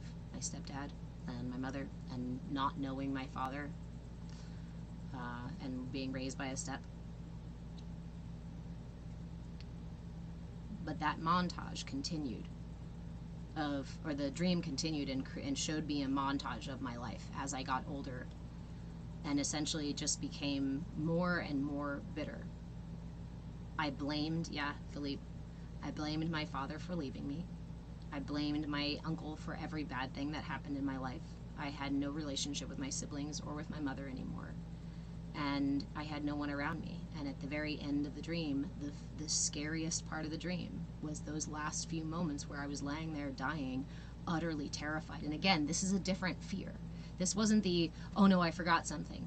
This was the fear I think of when I talk to people who are afraid of death, or don't want to talk about death, or don't want to look at their own mortality. Like, this was the fear of the unknown. This was the fear of I'm alone and there's no one here to comfort me, and I have no idea what's coming next, and I'm in pain and I'm afraid. And I would wake up from the dream puking or screaming, or like, it was really fucking terrible every single time. And so I finally had to tell my mom about it. And as I was telling her about it, I said to her, I think I messed up. I think I missed something last time. I think I'm here to do it again. I think I'm here to do the thing I forgot. And then that was actually when she introduced me to my family lineage of energy work. And we started talking about, started teaching me about things like astrology and reincarnation and meditation and breath work and energy work and things like this. Philippe, do I know why I'm like this? No. Grace of the gods, I don't know. But the cycle repeats. And again, I feel like that was confirmed later in life when I did have those couple of near-death experiences where the feeling was the fear that I forgot something. I live with CPTSD. I carry depression with me as a friend, as a travel buddy, anxiety as well. These are my family members who live with me right in here. But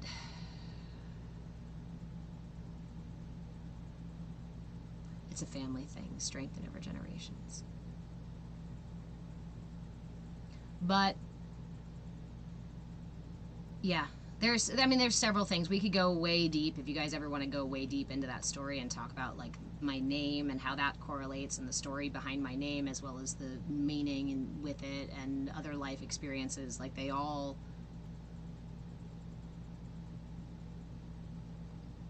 So to the question, do I believe that we are here, part of the experience is to do something with that experience or to learn something in particular?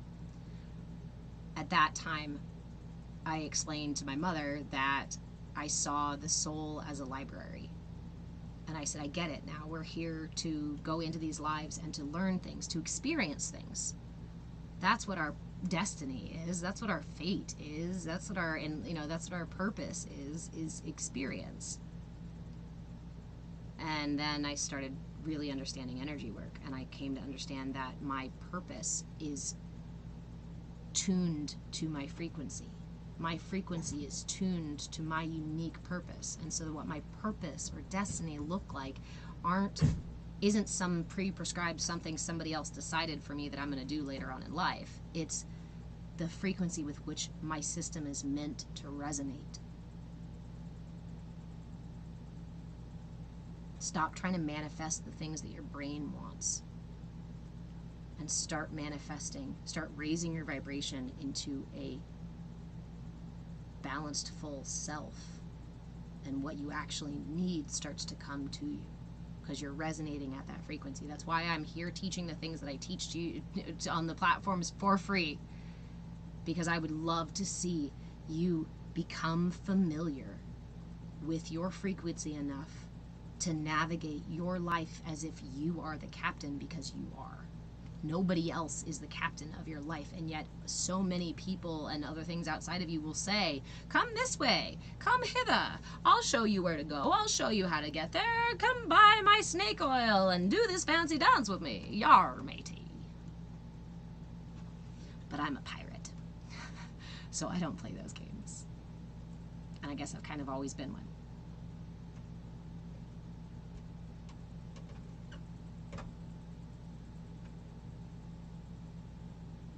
Oh, Philippe, what are you saying? Your energy work strengthen over is like a strength muscle that we strengthen over generations. Yes, as long as it's passed down, right? As long as it's passed on, yeah.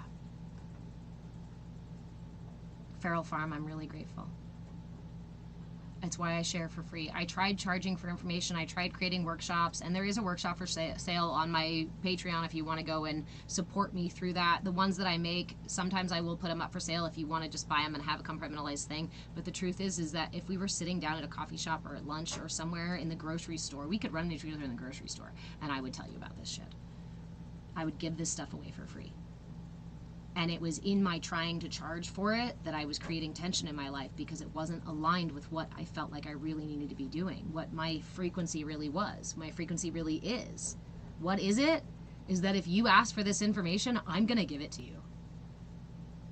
I do charge for private coaching. I do charge for my one-on-one time. I do charge for extra effort of mine because, as you can tell from the small child, you're not small, from the child vying for my attention and my time are very valuable.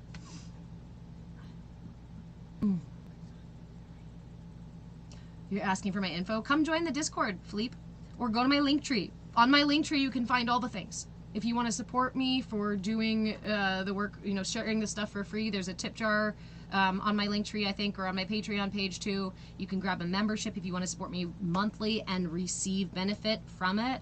I do offer group coaching, and I offer one-on-one coaching. Also, I have Patreon set up, and I have Patreon set up so that when you are a member for a while, that you actually receive swag. They like send you a sweatshirt and maybe a face towel or something or other, or a pin or something like that. I've just recently been kind of exploring fun ways just to sort of fundraise to support the work that I'm doing. That said, I also I've been playing with them, so they're not, I don't even have samples of it, but I still opened a Printify shop, and that's here on TikTok, and I think that's might be also linked on my link tree. But that's fun stuff. If you want t-shirts I put the 4 pillars of mindfulness all over the t-shirts. So if I don't have a Rumble account yet, I should do so. I would really love a social media manager, because it's just me doing this, and I am on every single I'm, again, not on every single platform, obviously, because I'm not there, but I am on Kick, Twitch, Clapper, YouTube, TikTok, Facebook, Instagram, Lemon8, where else am I? Discord, Patreon, Linktree. I think I'm even on Venmo or Vimeo and Reddit, but I don't do anything with those, and Pinterest, but I can't fucking manage all of that shit. A little bit into Hermeticism, Philippe, but I am not an expert in that realm. But I can't manage all these platforms. I am actively looking for someone to trade services with. If anybody is interested in receiving some coaching or other energy work or other yoga classes or anything like that, I have a laundry list or a pretty fat toolbox here, so we can chat if you'd like to trade services. I was going to say desperately, but in desperation, I'm causing myself suffering. But it is kind of suffering. I am kind of suffering through it. I desperately need someone to help me edit videos. I do these lives for 3-4 hours at a time, and there's a lot of content in here that can be really easily clipped and repurposed, and I can't sit on top of doing the 4 hours here and then 4 hours of editing and then 4 hours of social media management, and my fucking day is gone, and this kid goes, "Where are you, Mom? I don't have any time with you." And it's true. I'm also looking for somebody to help me build an app so that we can get off Discord, which is still a somewhat public space, and into an app that we can cultivate a safe space within. Please do let me know. Yeah. But I can only do trade right now because I'm putting my faith in the universe, and the universe is figuring out, me and the universe are figuring out how abundance works. And some days it's really fucking amazing. Some weeks it's really, really, really abundant. And then some weeks it's fucking crickets and balance. Thanks, Brian. You rock too. Yes, Philippe. Exactly. Ask the universe, the right people. And that's the thing, is I say it out loud here. I keep doing the thing that I'm doing. This is that part of the path, right? Where the veil, another layer of the veil has thinned, and I am going through another reordering. And through this reordering, it's my attachments to ideas or concepts or habits or other things that are keeping me from that reordering, from finishing that reordering, right? Or that are making it take time to go through that reordering. So my system right now is literally in the like throes of like, oh, there's an attachment. Oh, there's an attachment. Okay. Oh, that's an attachment.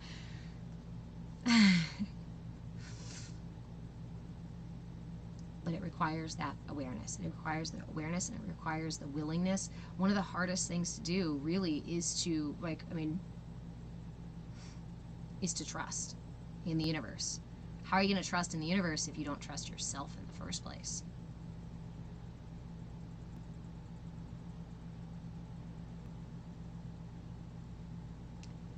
Hinazo, I'm really sorry about that. That's another layer, right? I don't have access to funds right now. But that's different than not having access to medication.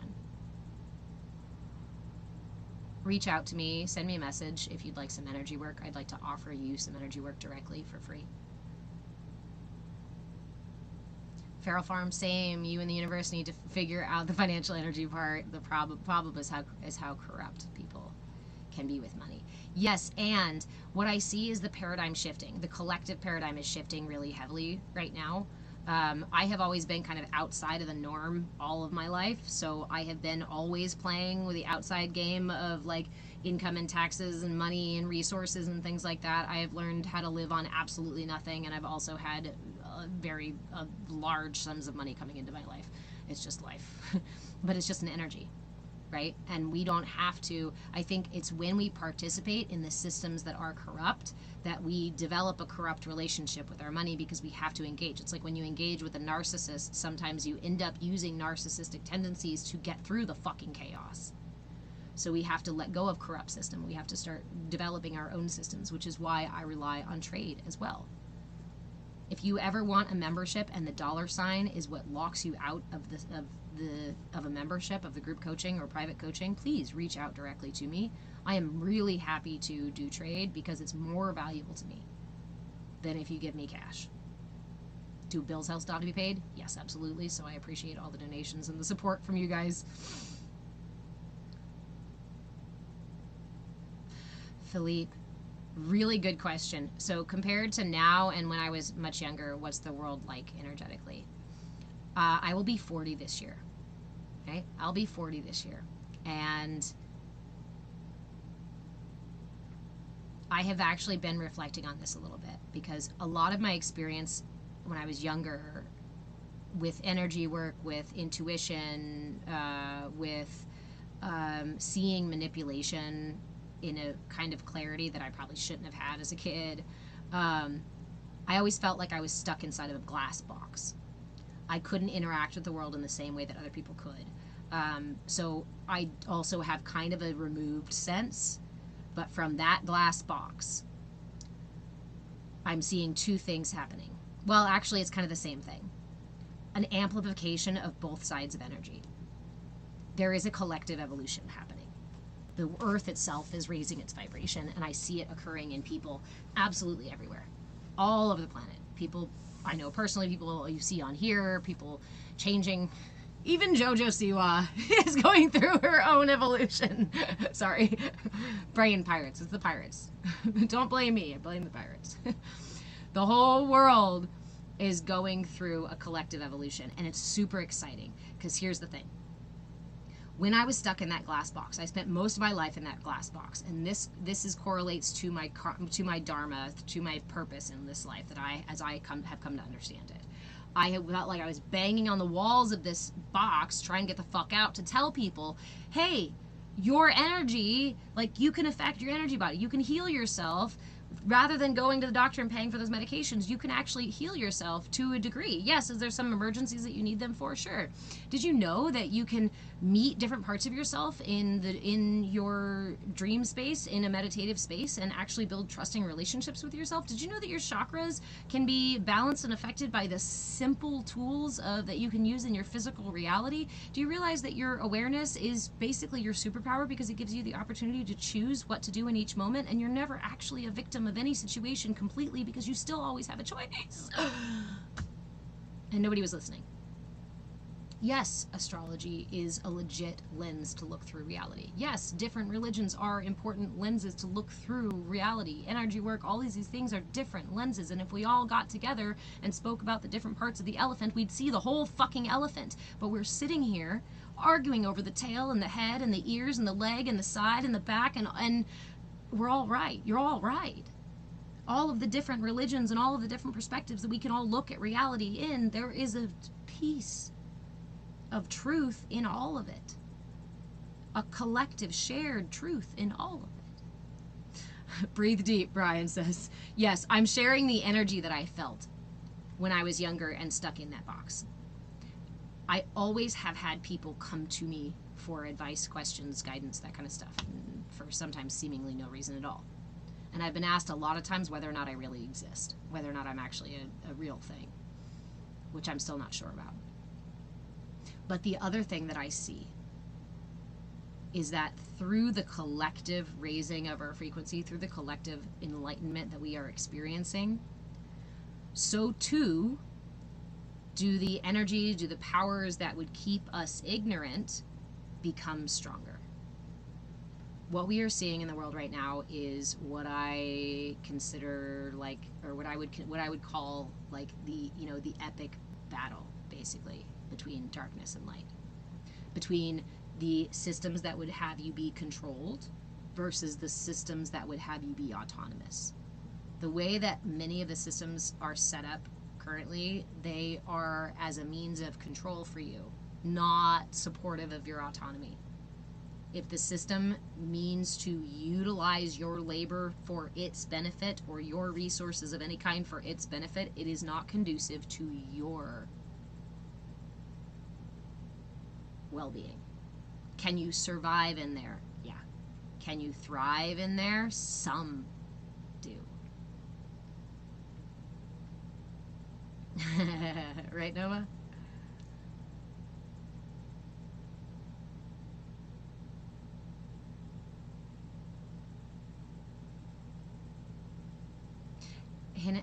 Hinazo, you said that your mother told you when you were little, before school, your mind was more active and you could move things. Yeah.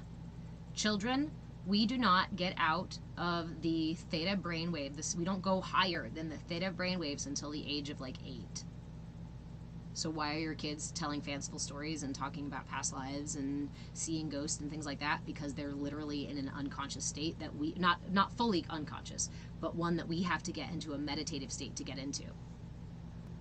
Our children are actually far more aware of what's going on in their environment than most of us adults are, without going into a meditative space, because they're naturally in that space. It's during that time that we're doing all the absorption of the enculturation process, all the absorption of the stimuli, internal and external, so that we can experience this world and we can develop this vessel so that we can get through the world. Philippe, I can't wait till we are strong enough to bring our manifestations to reality instantly. I've heard that some can already do it. And the truth is we are born with thousands more synapses in our brain. Synapses are the information pathways. We are born with thousands more of them than we end up with as adults. Most of them atrophy. Thousands more. Thousands more potential connections, not just in the brain, but in the body and the heart as well. I am certain we can fly, and when I figure it out, I will tell you. I know a couple people who are working on teleportation. I'm sure that the connections exist.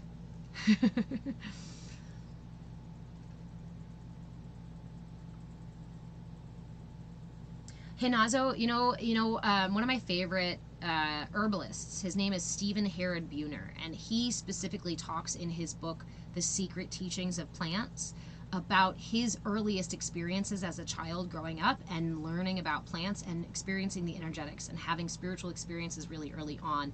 And he was luckily in an environment that those were facilitated and encouraged, and he became an intuitive herbalist, and his message and his work is extremely powerful. Stephen Herod Buhner, The Secret Teachings of Plants. I need to create a book list somewhere so that when people ask me what books I've read or what books are important, I can be like, go to the book list, because there's a lot of them.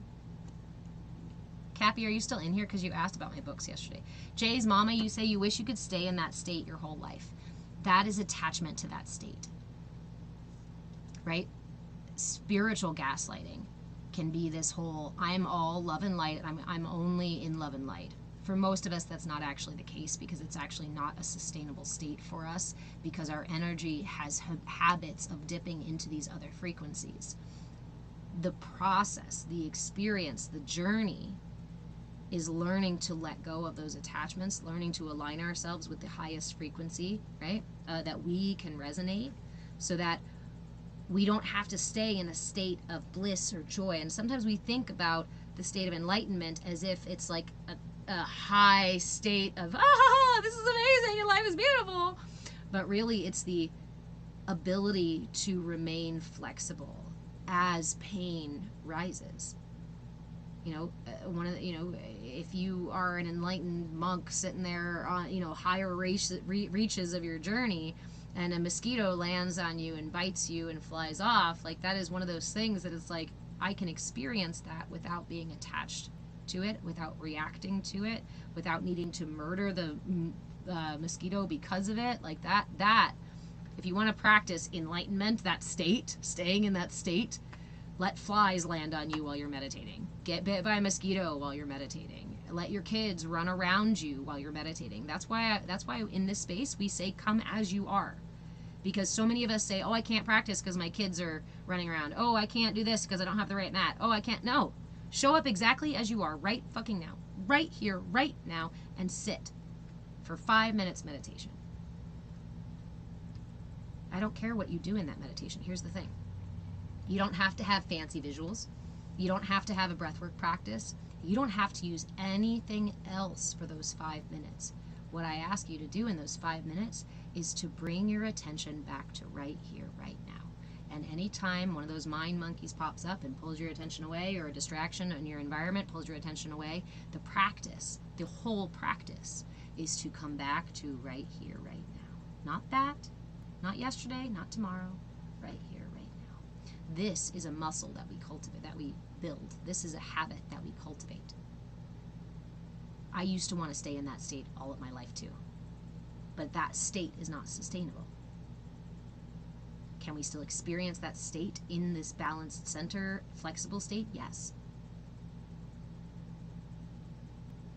I can experience all the highs and lows, but I do not need to be pushed off balance because of them.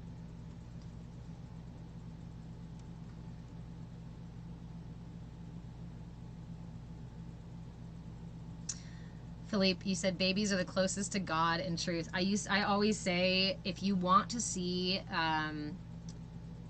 God in its full expression of experience, look at a toddler. Look at a toddler who's stomping and demanding and screeching and throwing and messing and all of the things in every moment with full presence. Do you know at that stage, the brain doesn't even have the ability to perceive the continuation of time? That's why children struggle so much with 5 minutes or 3 minutes or whatever, because they don't have a way to keep time in their mind. And even younger, we don't even have object permanence, which says that I don't even know that something exists. If it's not within my field of vision, it doesn't exist. Talk about being fully present in the here and right fucking now. They have no other choice. Their brain doesn't have any capacity for anything else. You know, I'm talking about oneness. Full presence experience. And that's why I'm a big proponent of not leaving your children, especially children, babies, to cry it out, not leaving them alone in their room, not looking at them as if they are manipulative creatures that are trying to get one over on you by crying. They are literally just responding in each moment to the stimuli in their environment. They don't have the mental capacity to manipulate anybody. They don't even have a prefrontal cortex developed yet at all. They can't even reflect on yesterday. When you ask a kid what happened yesterday, it might as well have been ages ago. Sometimes what happened ages ago feels like it happened yesterday. They don't have a concept for time. Children are so cool. The human brain is so cool.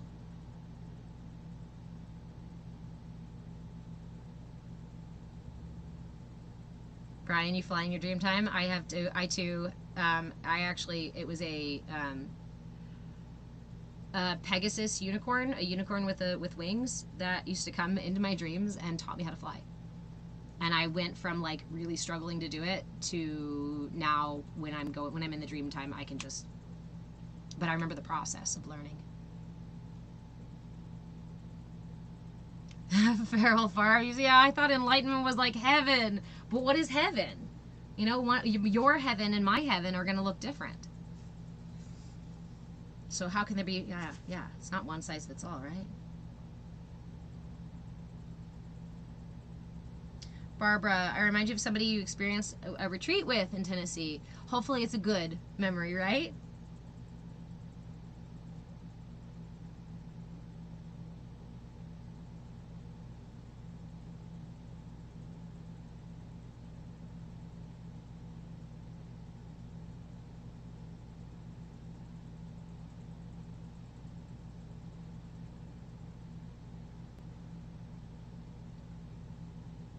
Snickers, yes. If it's not in my field of vision, it does not exist. That's the state that infants are in. I think it's about 3 to 6 months that they learn object permanence, and you can test it.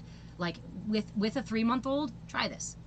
Put a ball in front of them, close enough for them to look at it, play with it. Maybe the baby's on its belly, right? And you put it right there. You put the ball right there.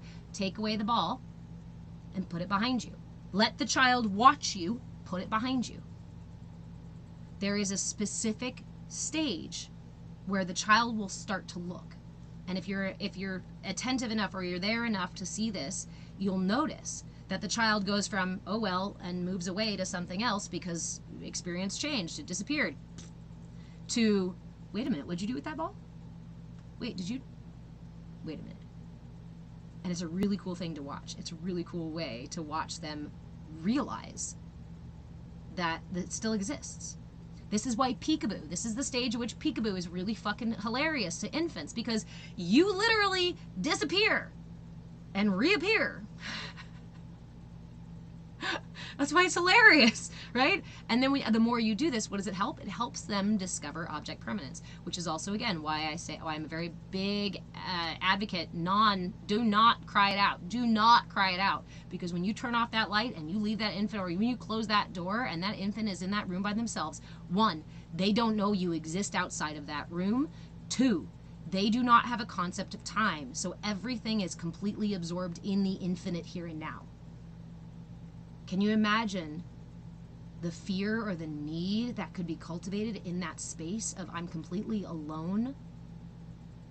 When I haven't been for 9 months, I spent those 9 months completely absorbed with the other, and my first few weeks or months of experience of being outside is to be repeatedly left on my own for minutes or hours on end. Doesn't matter, because it's an infinity.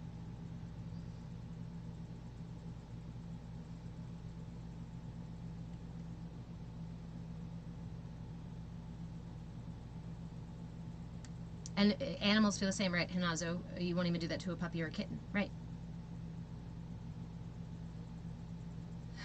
Philippe, what's the process of flight? We should have a whole dream flying workshop. So I do something called that I call dream journeying. I think there's other terms for it probably, but it's a practice that I developed for myself, and then now that I teach other people. I don't do it in a group setting because it is a very personal. It's basically a exploration into that theta brainwave state, into your subconscious, into your internal reality, into your internal landscape, and through that, I can teach you. I can show you the tools for flying in that space, and you can take those into the dream time. But I only do that in private coaching.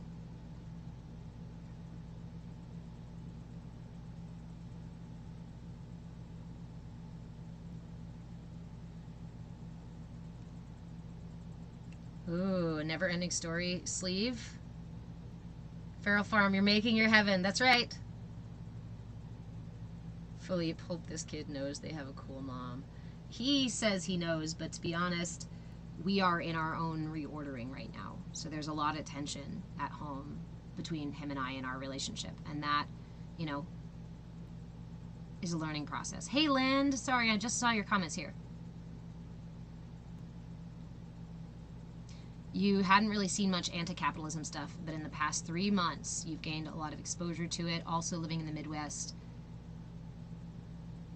you saved me things. Good. Yeah, that was, sorry, that went back to the question of like, how has the world changed? And that's really it, is the powers that be, the energy that would keep us in our state of apathy, complacency, ignorance, in line, right? Doing what they want us to do so that they can harvest our resources regardless of what it does to us. That is becoming so obvious to everybody. And that's really exciting to me because I've been studying media manipulation since the 90s, and it's made me really frustrated to try to tell people commercials are manipulating you. They're like, oh yeah, but I can't be manipulated. No, literally. I know it's happening and I'm still manipulated. They trigger they trigger the baser instincts in the brain and in the body, not your prefrontal cortex, which is where your higher capacity for thinking is, which is where your capacity for reflection and higher decision making. This doesn't even turn on until your 20s. And so, yeah.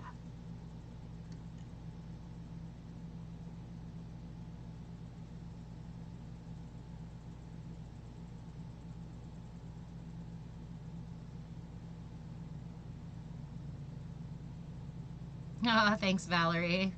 Glad you're here. Hinazo, you've noticed that 3 and 4-year-olds are smarter than you ever thought possible, but quickly diminish after entering school. So this is, again, as far as like the systems that be that are fighting to keep us in ignorance, one of the ways that that is occurring is through the devaluation of the school system, right? So the education, the value of education is bottom, and it has been for a long time anyway, but it's bottom of the barrel. We don't fund our schools very well. We don't take care of our education. We don't make sure that the education is on the up and up. Now, some schools do, some schools are, yes, that's great, but across the board in the US, we have a really low quality of public education. Compounding that now, we have companies that are convincing parents to put manipulation tools in their children's hands. I'm sorry, you can hate me for it if you want to, but I am one of those parents who says infants should not at all have access to touchscreens. And a lot of the shows, the newer shows that are available, here, go do your own experiment. Don't fucking listen to me. Go do your own experiment. Go watch a Disney movie or a cartoon from years ago, right? And go far back and then build yourself a little back to back with a couple of cartoons. Yes, you're going to find issues in each one, right? They're going to reflect the culture. But you're going to also notice something. They're becoming more, because they reflect the culture, they're becoming ruder and ruder and ruder. Here's a really good example. Or more crass and more gross and more violent and more intense and more fast and more exaggerated. I got my son the entire, all of the original Teenage Mutant Ninja Turtles. When he decided he liked the Turtles, I was like, fuck yes! Checkbox, checked. So I got him all of the originals. Then he made friends with some other kid who was watching a different Ninja Turtles. And I was like, well, which one is this? So we put it on.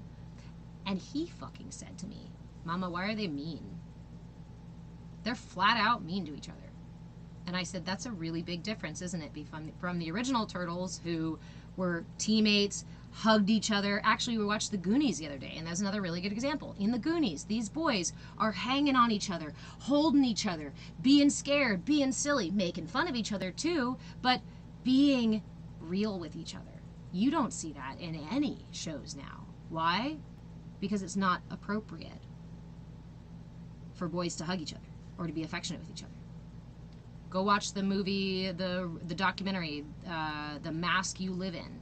Great documentary about the state of the world for our boys right now. New memory unlocked, Josh. Sweet. A lot of this, the enculturation process, happens in these early years of school. Why do our children go to these institutions at these early years? Because they are literally in a state of absorption. So what are they absorbing? They're absorbing from their environment at school primarily instead of their environment at home. And when we include screens and TV and all of that, which is just the machine of manipulation, then we do them a really, really great disservice. We do them a really great disservice.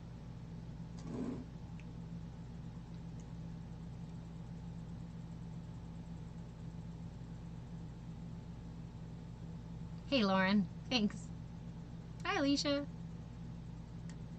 Just like the music in stores. And that's the same thing, changing the tuning, right? You guys have heard this about the Rockefeller family, changing the tuning of music, the bass tuning, to be one that was disruptive, not one that's healing. Again, I'm coming from a position of starting to study this in the 90s, and I started with commercials and just looking at them and going, why is it like that? And then I went and studied human development and wellness and the psychology behind it and the development behind it, and I'm telling you, this is not something that is just some sort of conspiracy theory, woo-woo, whatnot. The intention behind almost any bit of media that you consume is manipulation to some degree. Even when I make an ad, right? If I make a video for one of my classes, I'm going to start a new class. What am I going to do with that video? I'm going to make sure that it looks fun and cool. I'm going to make sure to use as music that sounds aligned with the energy of what I want to, the message I want to convey, right? This is all intentional manipulation of the material to send you a particular message and to do it in a way that is delivered well. And we don't see any problem with that by itself because that's just marketing. The problem becomes when we no longer reflect on it, when we take things at face value, when we don't re-examine the information, and when we are filled with false information, quality information that needs to be looked at, information that can be taken as it is. Like, the overflow of information is also a means of distraction and manipulation.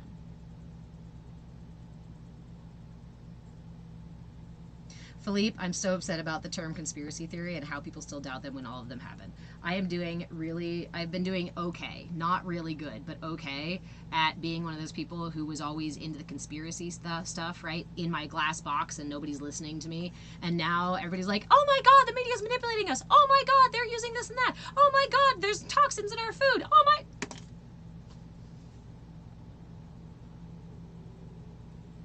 Yeah. Yep. And it's not for your benefit, and it's not for your children's benefit, and it's not, we don't have to get down to why or how nefarious it is. It doesn't matter. We can argue all day long about who's doing it and why they're doing it, but guess what? That's another distraction. What if we just took our power back? What if we just started cultivating a sense of awareness so that we could find our inner locus of control? So that we could find that superpower of making choices in each moment and decide simply, is this for me or is this not for me? Maybe it's for me, but I need to ask a couple more questions before I decide if it's for me.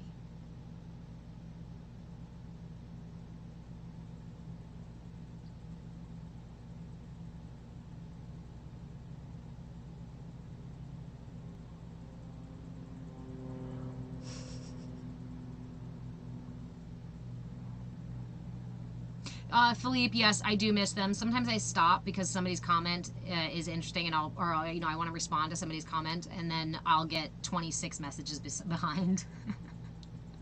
So, sorry, I do miss things. Again, it's busy. I've got the other platforms open here too.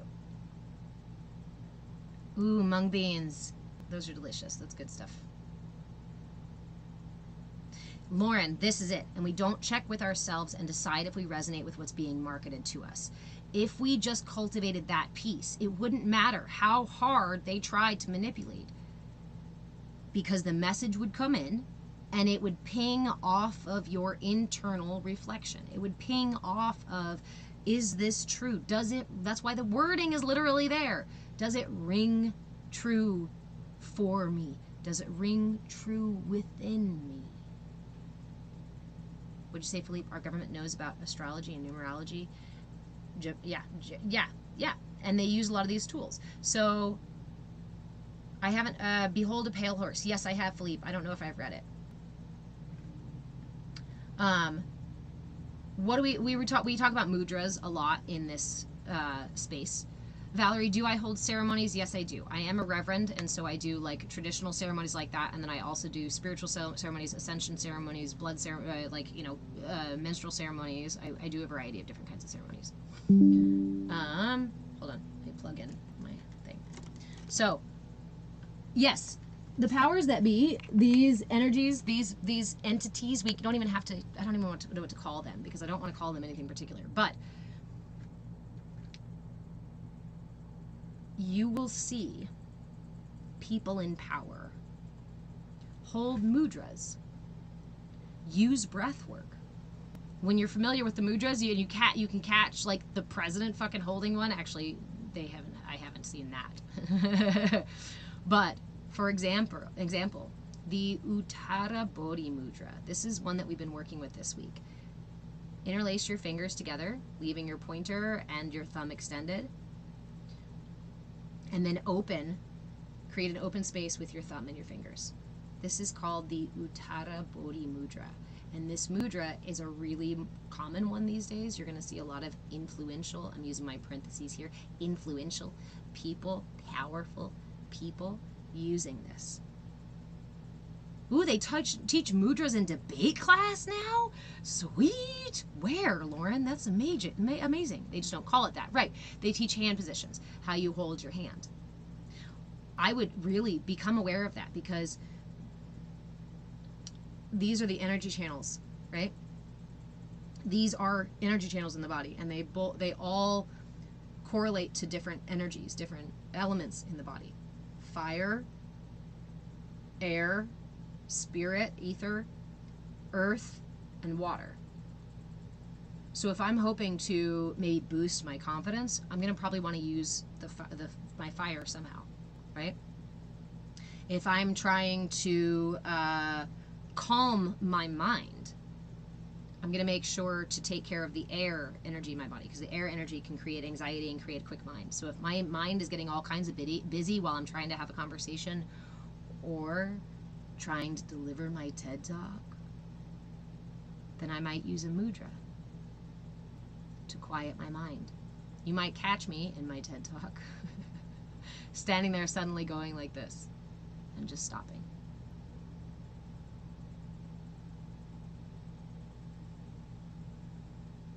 Philippe, also if you look into the imagery for a lot of powerful organizations, companies, governments, and things like that, the imagery employs geometry, or employs sacred geometry, employs numerology, employs sigils. And then they tell you that it's all woo-woo. They tell you it's a bunch of bullshit while they're using the very tools that they're telling you are bullshit.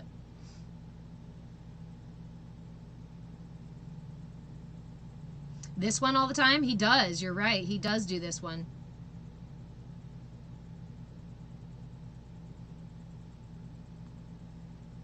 That's also, right, one for how it's a talking one.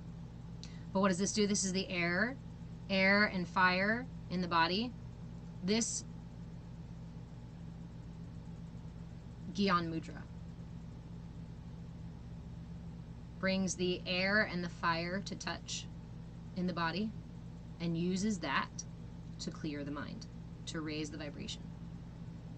Right? What does fire do but consumes the air? So boosting my confidence by quieting my mind.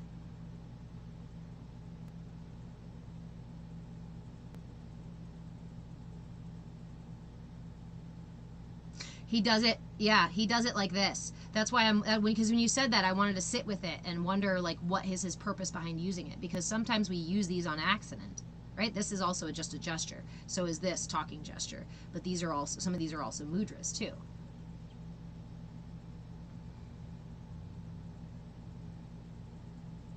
And it's also interesting too because it's a mudra that is often depicted in like with you know, spiritual effigies and deities and whatnot, is holding this Gyan Mudra because it's indicative of meditative state of meditation or enlightenment. And so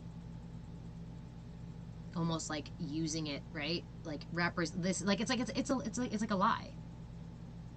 I'm going to be mean while I'm using a mudra that's intended to balance and bring me peace. Misusing the tools. Alicia, are mudras clearing or enhancing? There are so many mudras. So, and they're primarily what I teach in my classes. This is the tiny yoga class, so we did our 30-minute gentle flow chair yoga class. Edge of your seat chair yoga, edge of your seat yoga. But I have replays available on YouTube. They're only up for a week. And then you can get access to my replay archive through membership. But I teach all different kinds of mudras. Philippe, Jesus hold mudras. Yeah. They're, again, one of the most powerful, simple fucking ways that you can align, balance, clear, boost your energy, depending on what you want to do, is a mudra. Tori, you found me from mudras? That's what I've been doing for months. You've seen statues of saints and their hands posed in that position.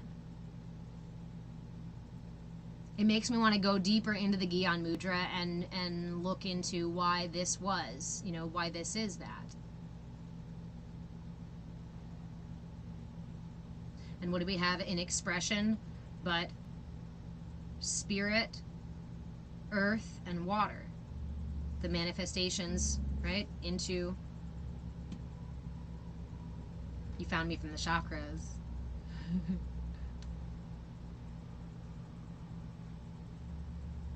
Yes, I see some people who are like doing light language stuff that their hands come through. I've seen some really, I've noticed an increase in people using their hands for like dancing or expression.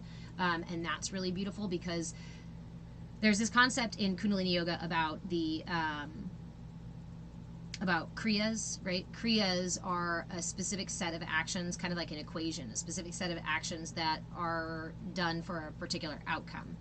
There's also, they call them spontaneous kriyas, the ones that naturally arise from within you, the ones that naturally come through. And so seeing more of this happening is really beautiful for me because I feel like that is also another way, right? It's another way to move energy through your system.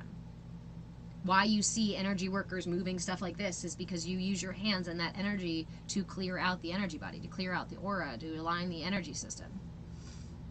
Even the way clothes are made affects us. Yes, Philippe. But we don't want to get so bogged down. I feel like we don't want to focus so bad on all the things that pull us down, and we want to focus on the ways that we can just raise our vibration, right? You speak ASL, Henzo? I would love somebody to ASL with me, somebody to sign with me, because I used to be fluent, and I don't do it a lot.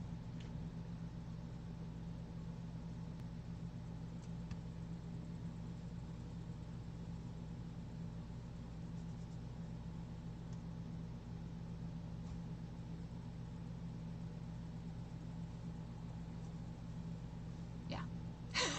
There you go, Henzo. I'm a little rusty. Lauren, you thought he was doing this because he couldn't point and give the 3 fingers back? Yeah. Yeah, I that could just be like another way to do it, this or like this. But I also feel like it's a bit of a manipulation because it's also the symbol for like, okay, right? It's a really positive, it's usually like a positive, like, yeah, this is something good. But it's also a way that people pigeonhole people, right? Oh, Henzo! You know this. What is this in sign language, actually?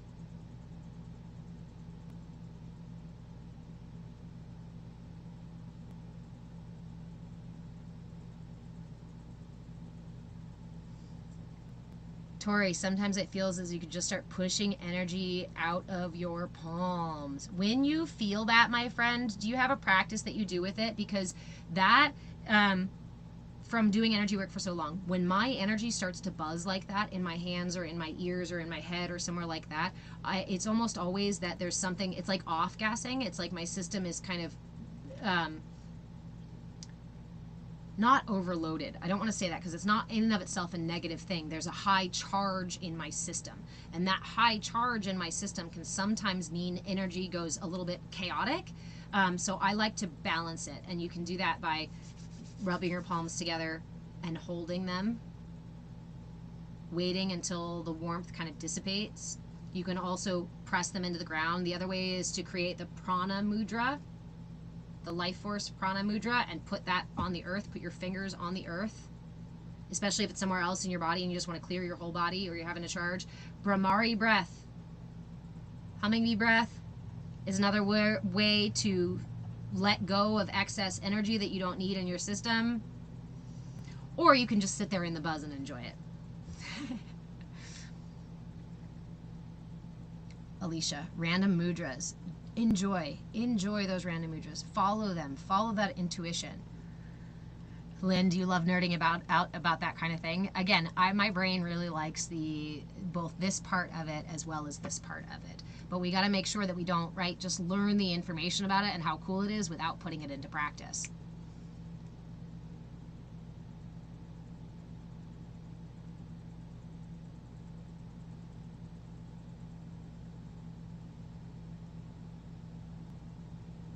You usually enjoy the best, yeah.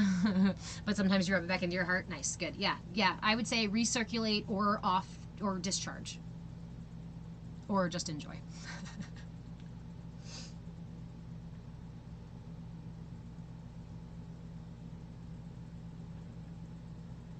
Okay.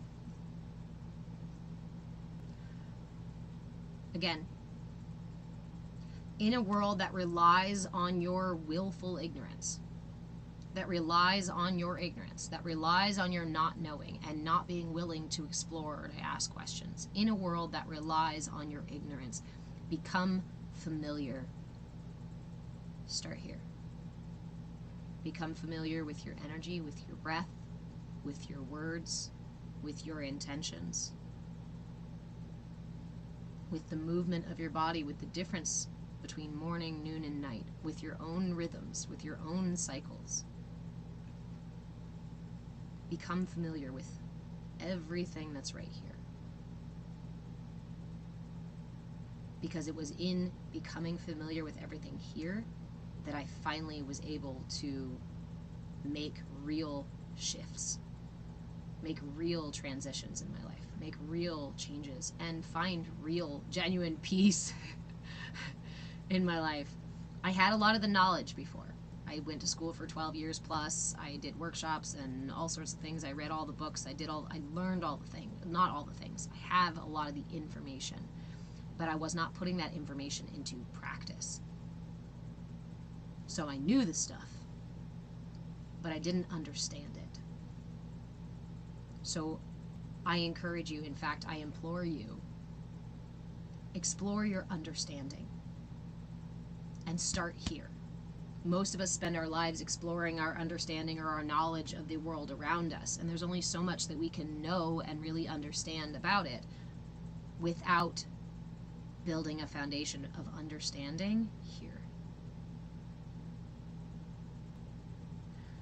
So start with just 5 minutes a day. Make a commitment to yourself. How do you build trusting? If you can't trust somebody, can you rely on them? Not really. Sometimes, maybe, only sometimes, right? Build that trusting relationship with yourself first so that you can find a trusting relationship with the universe. And so you can find trusting relationships with other people in your life. Supportive, ones conducive to our individual and collective evolution, self-actualization. If you are looking for a community, if you're looking for a space to do that in with people who are on this path doing it, also cultivating a sense of curiosity and willingness, practicing radical inclusion, being willing to see value in self and other, then come join us in the Discord. The link for my Discord is available on the link in the bio, on my Linktree, or on my Patreon page. If you want me to send you a link directly, I can also send it to you too. I've been having some issues with some links and I haven't looked again, so I need to check that out today. In fact, I'll make a note.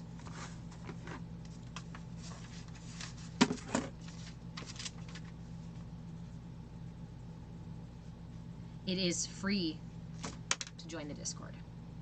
Hinzo, I need you to message me. Anybody who wants the link, message me after class, because as soon as I get done with class, I've got to go through all of my like messages and send links and do all the things. It's free to join the Discord. I do have memberships available. Those memberships include things like my archive of all my replays.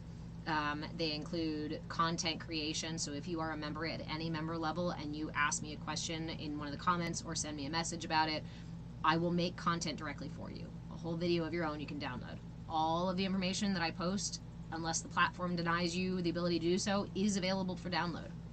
You can have it. The information about the mudras, the information about chakras, about mantras, about energy, whatever it is. If you have any questions and you're not a member, ask the questions and I will make response videos to answer for you. But if you're a member, you get this whole like thing made for you.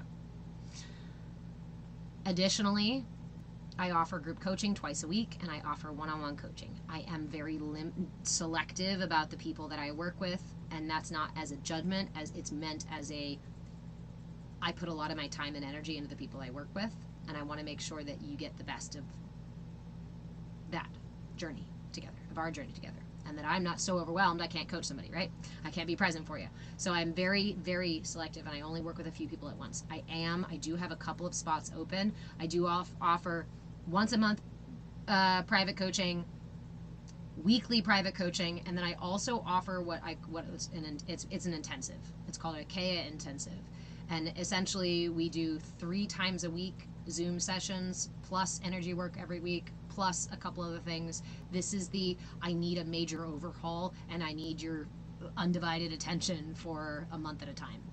I usually only do this for a month at a time, and then we take a break and then we can go back if we need to do it again. All those things are available on my Patreon page. There's a link through the link tree. I am at Move with Change on all the places that you hang out. Thank you, Alicia. Welcome, welcome. I don't even know what my Telegram is, Hinazo. You can message me here on TikTok, though. Robert Lee, you were able to try that bumblebee meditation with me earlier for a minute, and it totally inspired you. Yay! Bhramari Breath. Bhramari Breath. That was one of the pranayama practices we did today, right? So if you guys want to explore this topic, if you guys want, or any of this information, if you want to ask questions, if you want to have a, Hinazo, you don't vibe with the Discord, Facebook, Insta, or all the other CIA sponsored apps. I agree, which is why I'm looking for somebody to help me cultivate, to help me build an app so we can actually have our own app that's inclusive, that's not. If you'll send me a message here, I can send you my Telegram thing, but I don't even know what it is right now. If you go to my Patreon page, I'm pretty sure I have a business phone number and email on there too.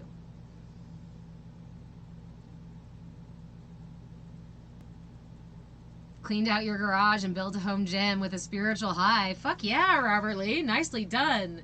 So that Robert Lee is mentioning our Bhramari breath from earlier. Bhramari breath is done like so. You bring your pinkies to the sides of your mouth. Bring your ring fingers to the sides of your nose. Close your eyes and place your middle fingers over your eyelashes. And then place your pointer fingers just at the top of your eye socket below your eyebrow. And you take a deep breath in. And then you close your ears and exhale with a hum like so.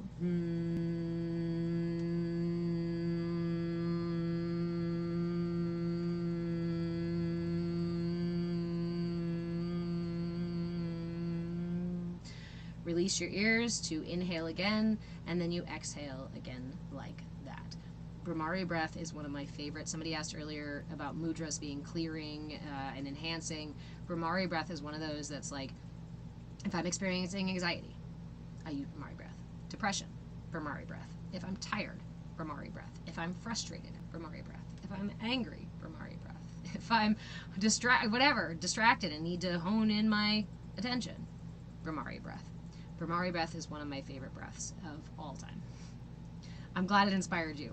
So this again is, we place the pinkies at the corner of the mouth, ring finger at the corner of the edges of the nose, middle fingers over the eyelashes, index fingers right at the top of the eye socket.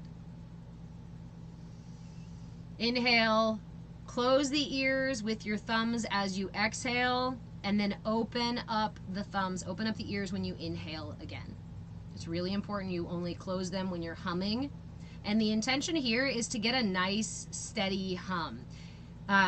It's like oming. You want to get a strong, open channel of sound, but you're also looking for that resonance, like when you tune a guitar, right? When it's out of tone, out of tune, out of tune, it kind of sounds flat, flat, flat, flat, flat. What you're looking for is to resonate with, allow your voice to resonate. Allow it to find the perfect pitch, right? So that it kind of has like a natural undulation to it, which is different than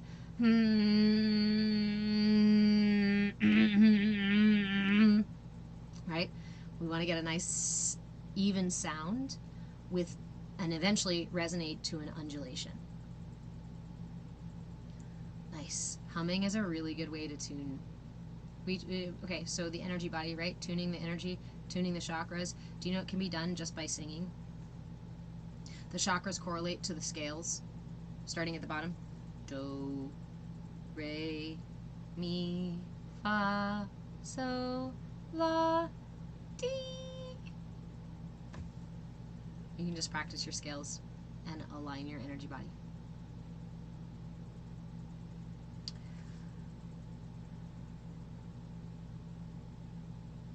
So, what are the other things? I'm playing with designing fun swag. So, explore that stuff. I have a fanny pack with the mindfulness pillars, the 4 pillars of mindfulness. What are the 4 pillars of mindfulness? I don't even think we spoke about them at all today, which is usually like my standard thing I repeat the entire way through. 4 pillars of mindfulness. Your intention, your attention, and then we meet everything that comes up with curiosity and willingness. If we remember these 4 things, cultivate your intention, cultivate your attention, cultivate curiosity and willingness, we will be better able to navigate through our lives from a place of centered, present, and self-centered, not selfish. This is where your captain lives. And everybody has a captain, a higher, wiser self who has the maps, who knows how to use the compass, who knows how to fucking navigate. You may find that your captain is sitting back in the back just waiting for you to stop distracting yourself with all the other bullshit. Yes, Vada.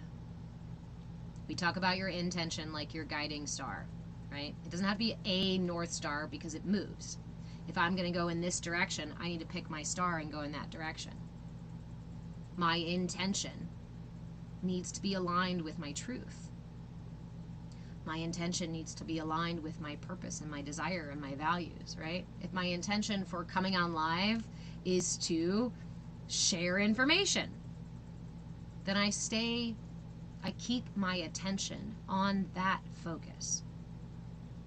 Because if I don't keep my attention on that intention, I'm going to wander off and get distracted and do a million other things instead of sharing information. Snickers, you feel like you're a captain waiting for your crew? Interesting.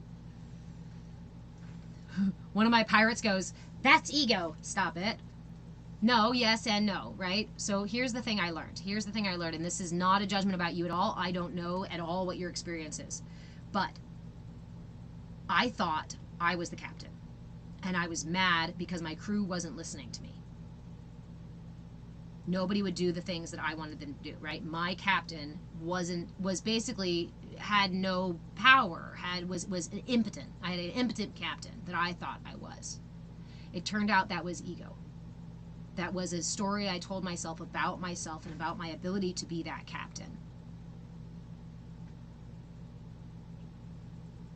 And it took me a while. One of the things that you may notice on this journey is that parts of your ego and parts of yourself will absolutely show up and be like, yeah, I'm your captain. And it takes time to get even, right, to build trust, to get even beyond that. That one took me quite a while for finally that one to sit down and go, okay, I'm not really your captain. Your captain has been hiding behind me this whole time. I've been distracting you from your captain, but I did a good job, right? Oh, the ego.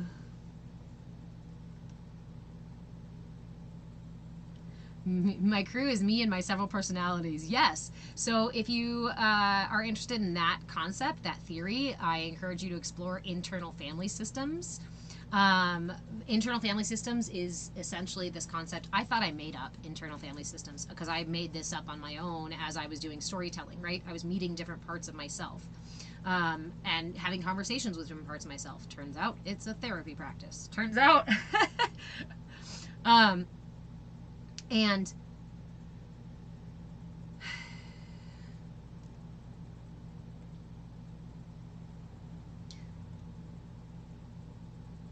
having that ability to have conversations with yourself, I have come to see as a really important part of the coming home to self process.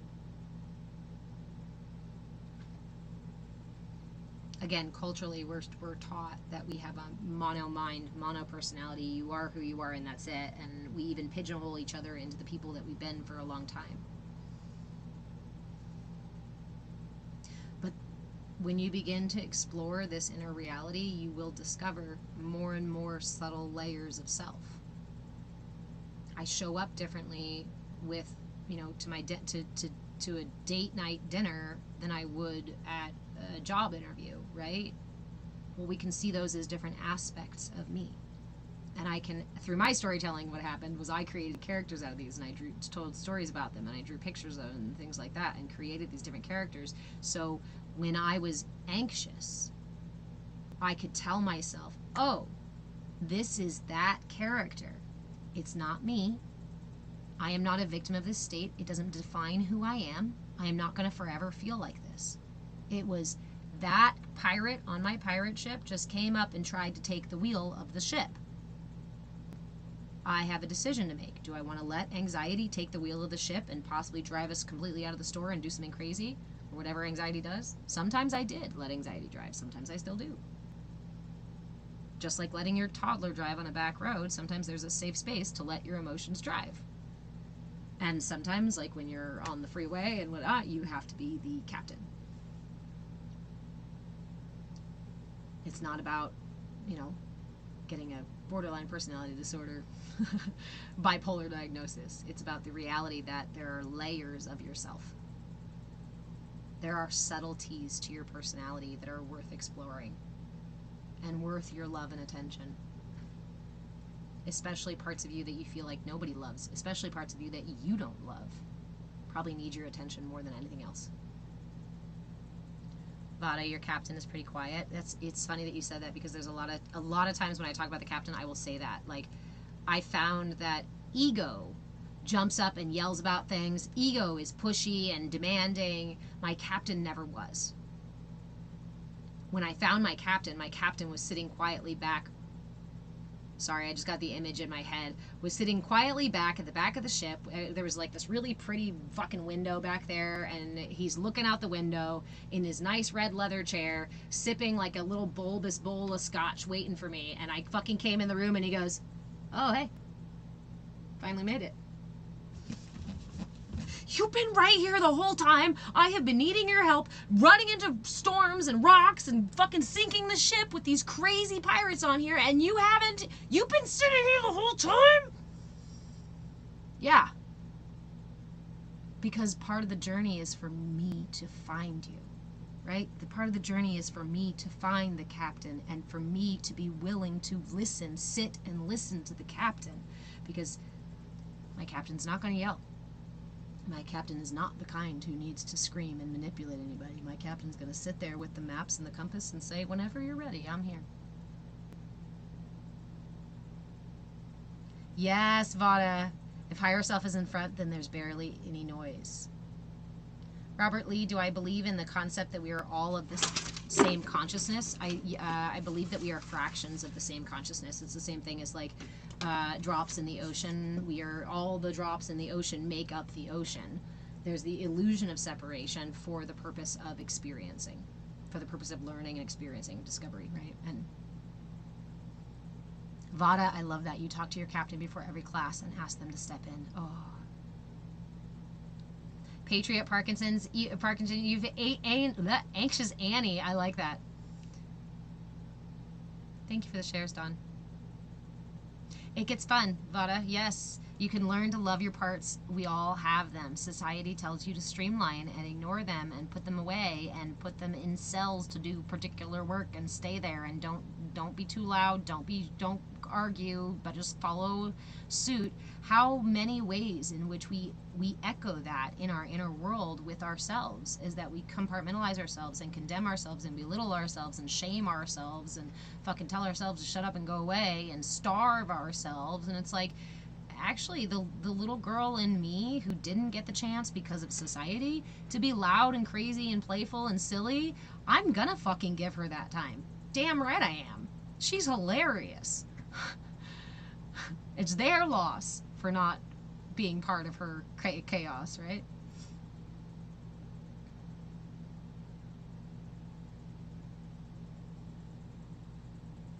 Hey Nazo, what are you saying? On a more practical level, film everything from your vehicle or your home will film it all? And confront them as well. Yes, Captain is cool and collected in chaos. And remember too, is I can be sitting in with my captain.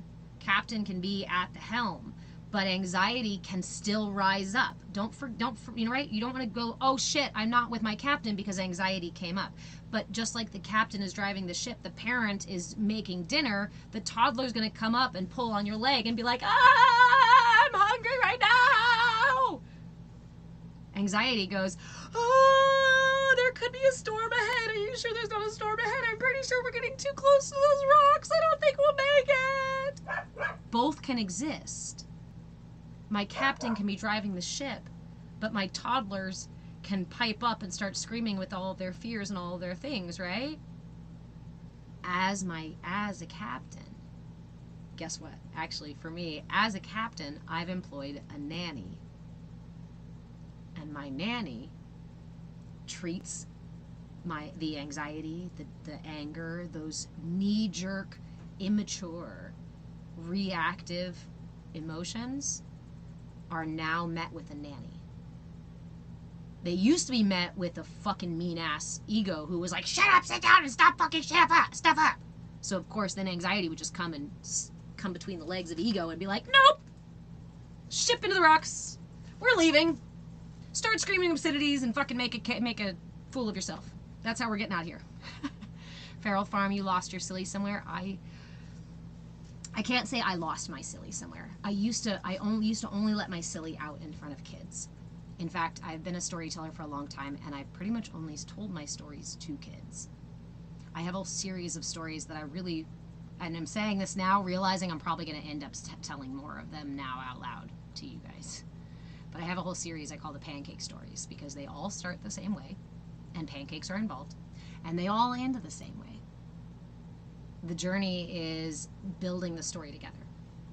So when I tell the story, I usually will do things like, you know, so-and-so woke up and they stretched their arms and they got out of bed and they went to put their shoes in their slippers, but there weren't no slippers. What do you think was there, right? And the kids are like, it was a snake, it was a boot, it was a something, it was that. And I'll pick a thing and I'll grab the thing and then we add to the story. But I was too afraid to do that in front of adults.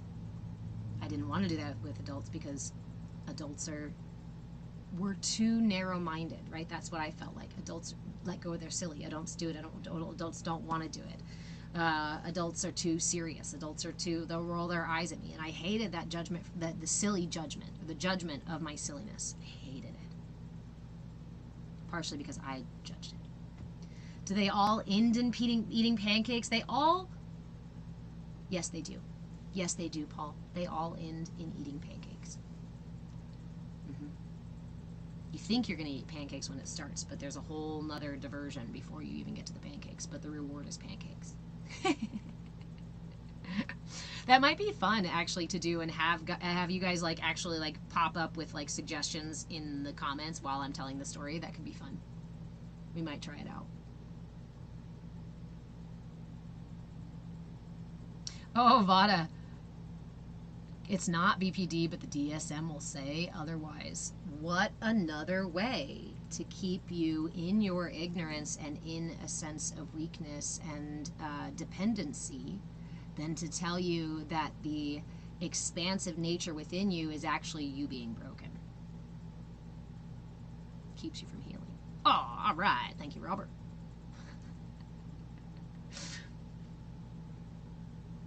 It keeps you from healing.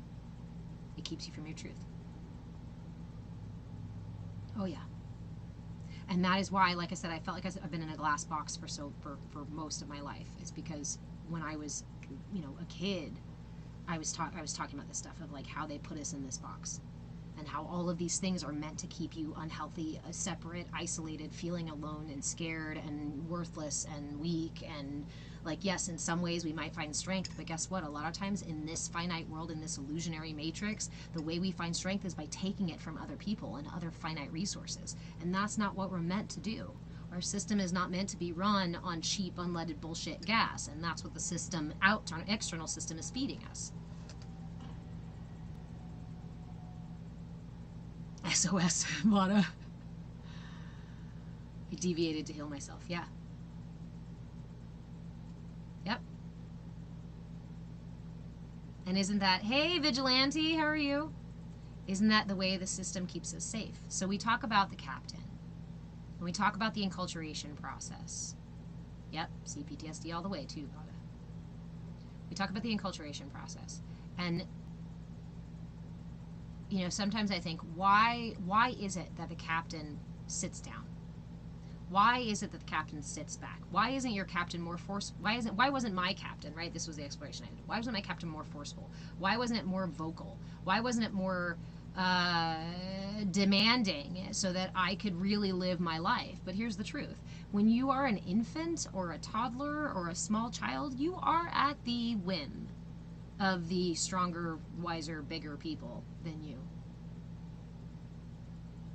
And you can't always go follow your truth and your path in every moment. In fact, most of us experience the growing up of being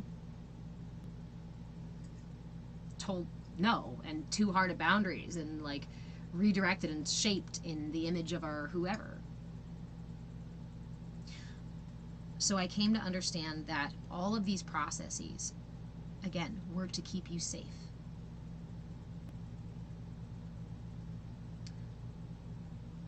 If my truth, if my purpose, right, was to be a loudspeaker for this information, for whatever it is, to chatter away and to share. I'm very, very much a throat chakra kind of person. I'm a chatty person. I like to tell stories. I like to explore all the things.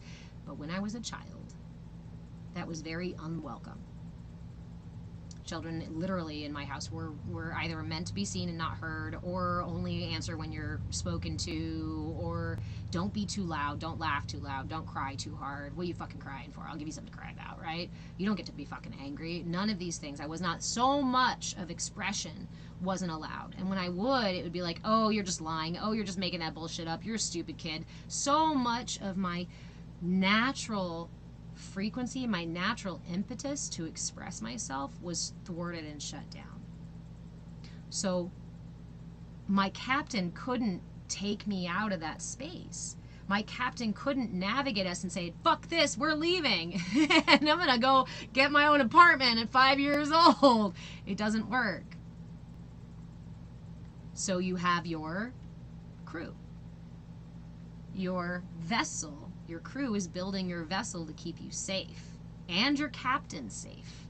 Your captain has the maps, your captain has the secrets, your captain has the knowledge, your captain knows where the treasure is.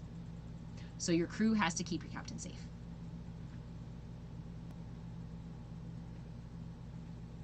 And your crew does that the best way it knows how.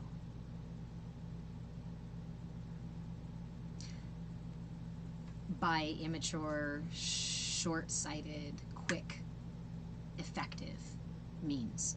And effective could mean becoming a bully, bullying other people's expression, right? Because I was not allowed to express mine. And in this way, we develop habits within our system where we start to engage with the world by pulling finite resources to satisfy our needs. We develop these habits of, if instead of responding, for me, all of the thwarting here in my throat chakra and in my solar plexus, a lot of the deficiency in my solar ended up leaving me with all of my energy coming out like this. So I took care of everybody. I did my best, beyond my best. Usually I'd say my gift is my, right? Everybody else's gift is my own detriment, or something like that. Something like that is my biggest flaw, is the gift that benefits everybody else. I give and I give and I give and I give and I give.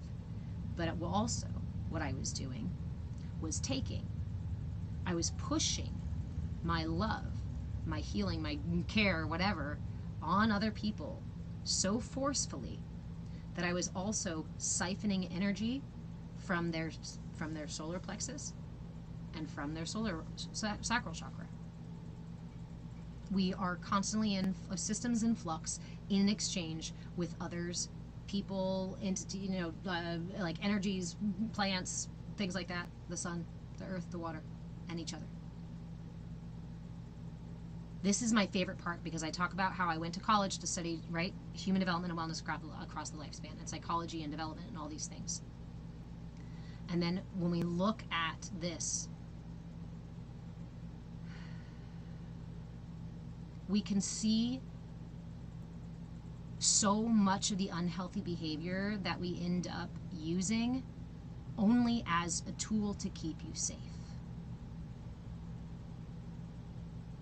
Oh, interesting, Tori. Are you okay?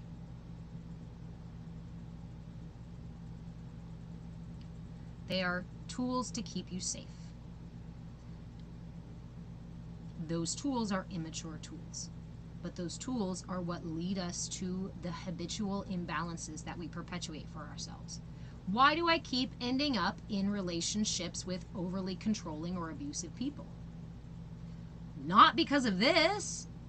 I'm not out there fucking looking for those people, right? Neither are you. But guess what? Those people have an excess solar plexus.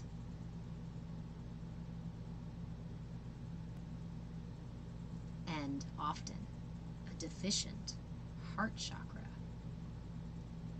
How does that puzzle together? Really nicely, doesn't it? My excessive heart chakra gives them lots of energy into their deficient heart chakra.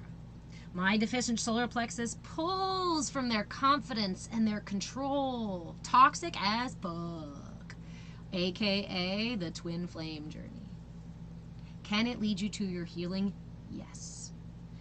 Hinazo, have a wonderful day. It was really wonderful to meet you, and hopefully I will, send me a message, and so we can connect. Yes. I know you're not going in the Discord. Send me a message. At least here on TikTok, okay? I'll try to remember to send you a message just in case. Vada, what? Never heard of an excess of this plexus before. How does it overflow? Okay. Vada, your heart chakra is exploded open, so I guess I understand. Maybe it's just the same for the solar plexus. Okay, so each chakra, this is like, guys, this is like my favorite topic, because it gives you actual tools to get yourself out of the most annoying fucking patterns in your life, the most unhealthy patterns, those things like codependent relationships, type A personality things, addictions as well, to whether it be behaviors or energies or substances and things like that. This is the foundation for that work. Yeah, Debbie, that's why I like to talk about it.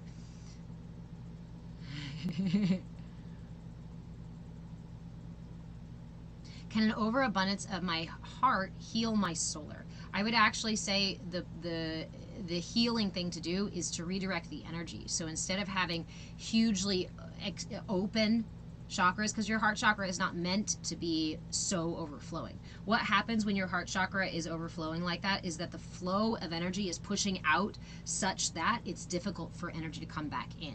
Can you have a healthy, open, expansive, or healthy, open heart chakra? Absolutely. And is it going to have a lot of flow that's coming in and out? Yes. But when I'm talking about excess, I'm talking about an energy that prevents energy from coming in. So you just said you want to close it. Pull that energy down into your solar plexus. You've been doing a lot of sacral and solar. and your heart is, my heart is not meant to. It hurts. I know, honey. Hold on. Lauren, I prefer to learn my lessons with ease and love, but that's with a lifetime of bad relationships behind me. Exactly. And honestly, but that's really important, Lauren, because we, again, live in a culture that says pick yourself up by your bootstraps. No pain, no gain. It's gonna fucking hurt if you're gonna learn anything, right? Or love hurts. Love is suffering. All of these ideas and all of these concepts and energies that we agree to, and we cause ourselves continued suffering because we agree that lessons have to be suffering. An example of this is, for many years I felt like the things that I was learning were bricks in my backpack. The more I learned, the heavier the lessons fucking got, right? That was that sort of tipping point where it was hard to get into the path, but I almost wanted to get off. It was an energy worker who actually said to me, when I told him about all the things that I was carrying in my idea of life, he goes, why do your lessons have to be bricks? Can't they be bubbles? What did you just say to me? You mean everything I learned doesn't have to be a heavy weight bearing down on my soul? How do I do that? And that was a really cool door open, right? But it's important to shift. It's important to shift.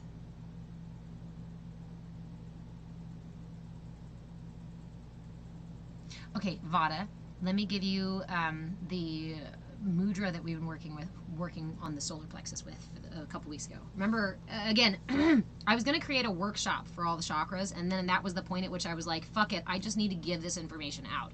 But now I feel like I want it more organized, like the workshop would have done. So I'll spend some time trying to cultivate it a little bit more. But here is the mudra. Ooh, I don't know which one is Feral Farm. Okay, so take both hands, palms down. Spread your fingers out. Lift the left middle finger. Slide your right index and middle over the left index. Okay? Curl your right middle over the left index.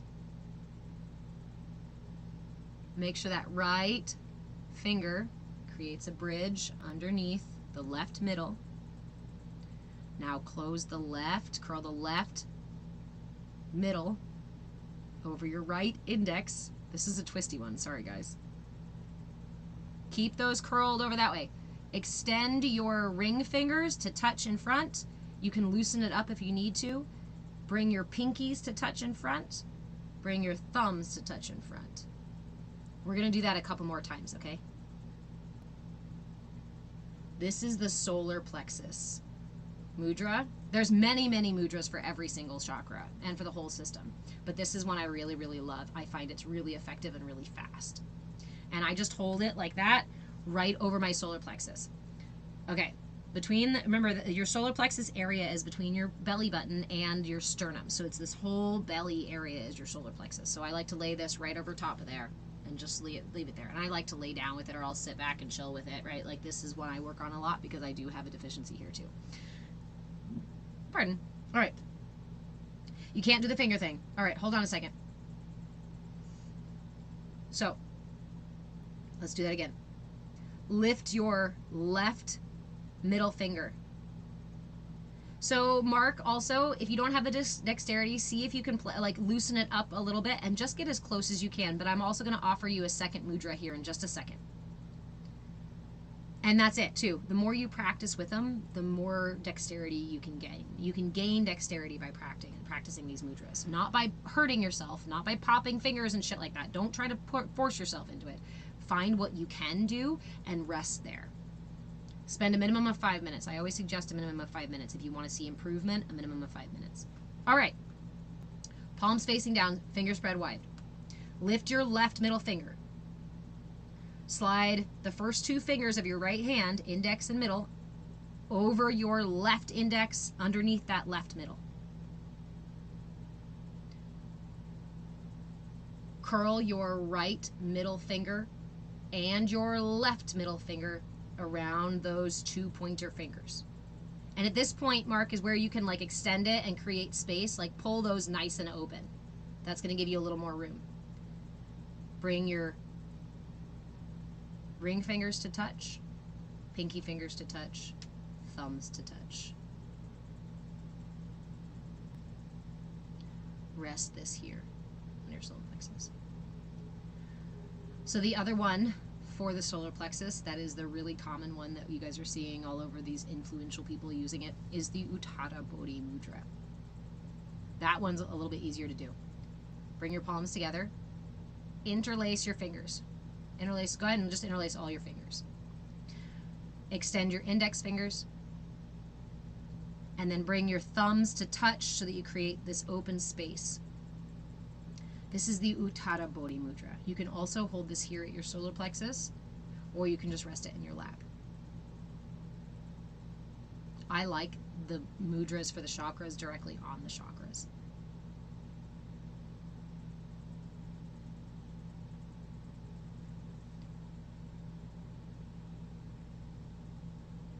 The other sacral, yeah, so that was the other solar plexus. The other sacral one we did the other day was the Shakti Mudra. A couple weeks ago was the Shakti Mudra. I like the twisty ones too. Remember that you can align your chakras, you can balance your chakras by bringing in the color into your reality. So if you want to work on your solar, start wearing some more yellow. Carry yellow with you. Use yellow stones. Eat yellow foods. Color and paint with yellow, right? Go find some yellow flowers. The more yellow you can pull into your life, the more it will boost your solar plexus chakra, which is our center for will, which is our center for confidence. Helps us set boundaries, but our sacral is really where we're setting those nourishing emotional boundaries, that kind of. You have a flannel for each chakra, Leb. That's impressive. I need a video. I need to see like boop, boop, boop, boop, boop. I need to see Roy G. Biv. Yay, Vada! So the same thing happened to me quite a while ago when I was like, I moved to a new place and all of a sudden I was obsessed with orange. That's exactly why. Your system is realigning itself right now. And when you suddenly find yourself obsessed with a new color, or suddenly a color comes in, you're just like, oh, that. Wear it.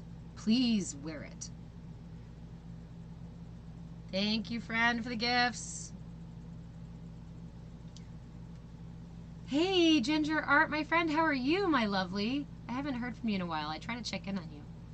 You see the color behind your eyes. The heart chakra is the most active. You see your chakras. Yeah, so spending time in meditation and time with the eyes closed, you can invite those colors in. You can also see these colors. Again, this is something that I've considered sharing, and maybe we'll do a workshop or something on it. But energy viewing, being able to view the energy of your chakras, they do give off a actual measurable light. It's easiest to see in low light. So if you're interested in seeing your aura, seeing your chakra colors, then I would say go into a room that's as dark as you could possibly go, and then begin looking around the space and yourself. But there's a whole lot more to go into that, right? Gender, right? There's like a lot more to see those things.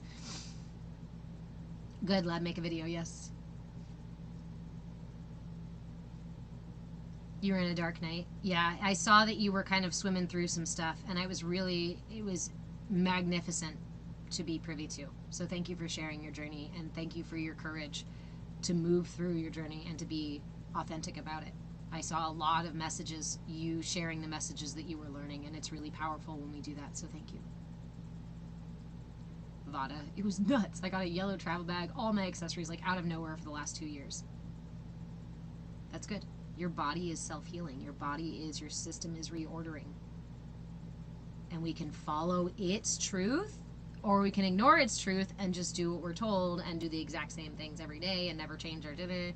I don't even like the question, what's my favorite color anymore, because I'm like, well, it depends on my chakras. It depends on how my chakras are feeling.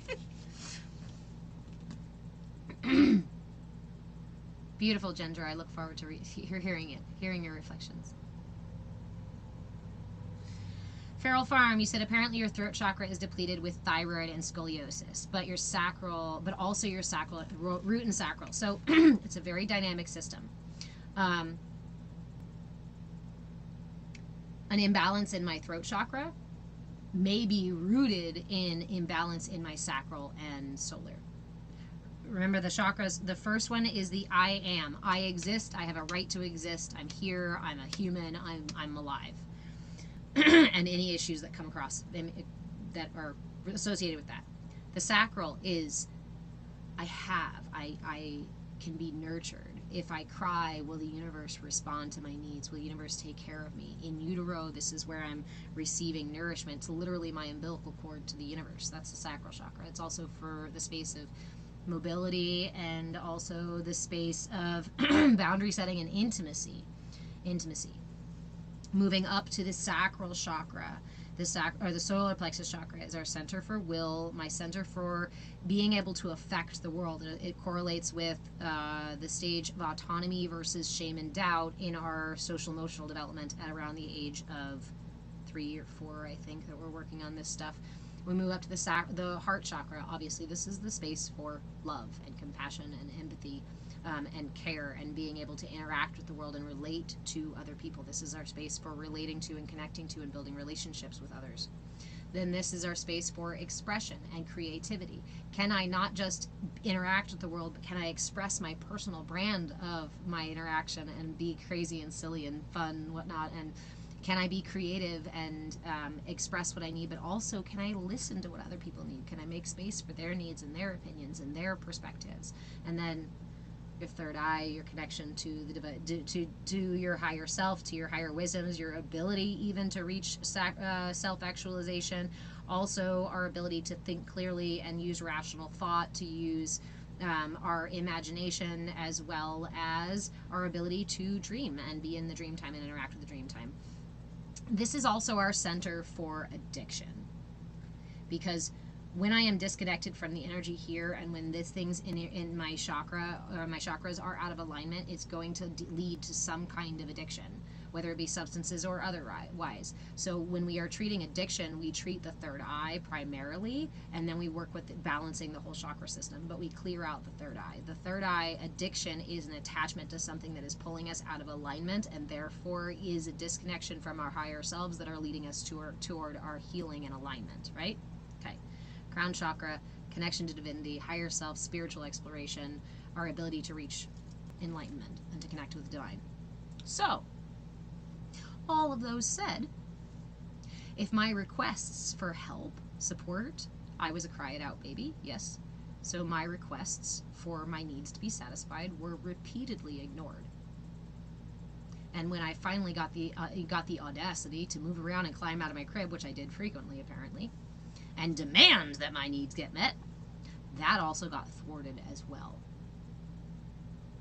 So where did that energy go? It was Sears, Vada. It was Dr. Sears who suggested that. Dr. Sears did a really huge number on a whole generation or two in terms of isolating and causing lower chakra damage. Lower chakra damage to entire, yeah. So, these things were thwarted. Where does that energy go? Well, I get a little older and I start beginning to develop relationships. So what am I going to do? Open heart chakra. All of this energy down below. I also have root chakra damage from abuse as an infant. So we're talking about no right to exist, no feeling of right to have my needs met. My needs always come last. And no ability to demand or affect or interact really with my world unless it fit into somebody else's idea of how I should behave. All of that energy pulls up and goes. So what am I going to do? I'm going to take care of everybody else's needs. I'm going to encourage everybody else to be happy and safe. I'm going to create safe space for other people. I'm going to do my best to make sure that other people get what they want and what they need in the world. And when all of that energy drains out of my heart, what voice do I have left? What voice do I have left at all?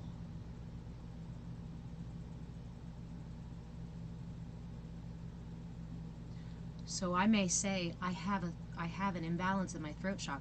I've lived with the deficiency in my throat chakra for some time, and I've been working on it. And when I'm working directly with my throat chakra, can I experience shifts and growth and change? Yes.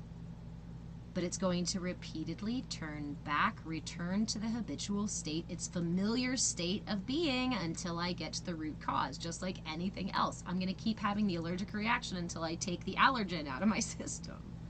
This is my allergic reaction to allergies being in my system.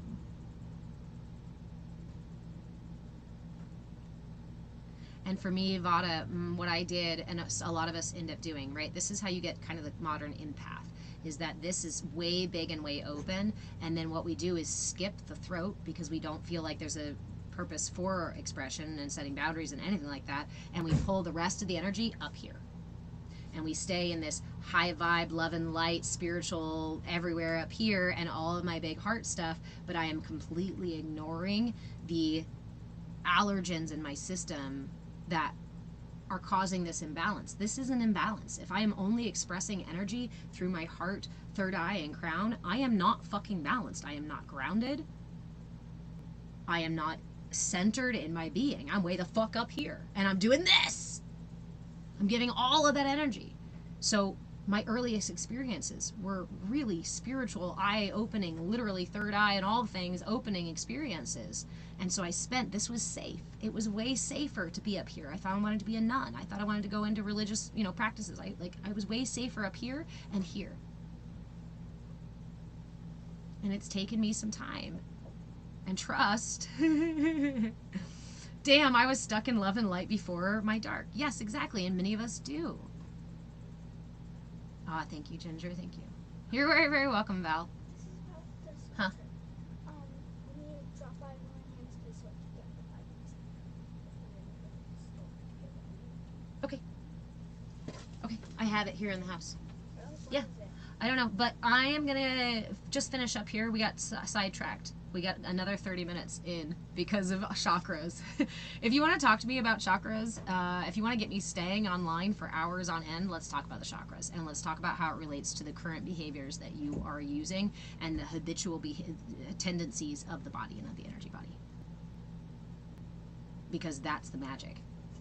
And when you develop the awareness of how your system is functioning, then you can play with all of these aspects and you can bring yourself back to center. I know you can because I did it. Ooh, thank you, Ginger. Snickers, being the light and forgetting you're a lighthouse too. Oftentimes we are lighthouses for the very people that add to our imbalances. Right? Because what does this do but sings, I will take care of all your needs and never worry about mine. Some people really like that song. And they come with their bags of needs and they go, oh, oh, oh, that's my song. She's playing my song. And we engage in those relationships.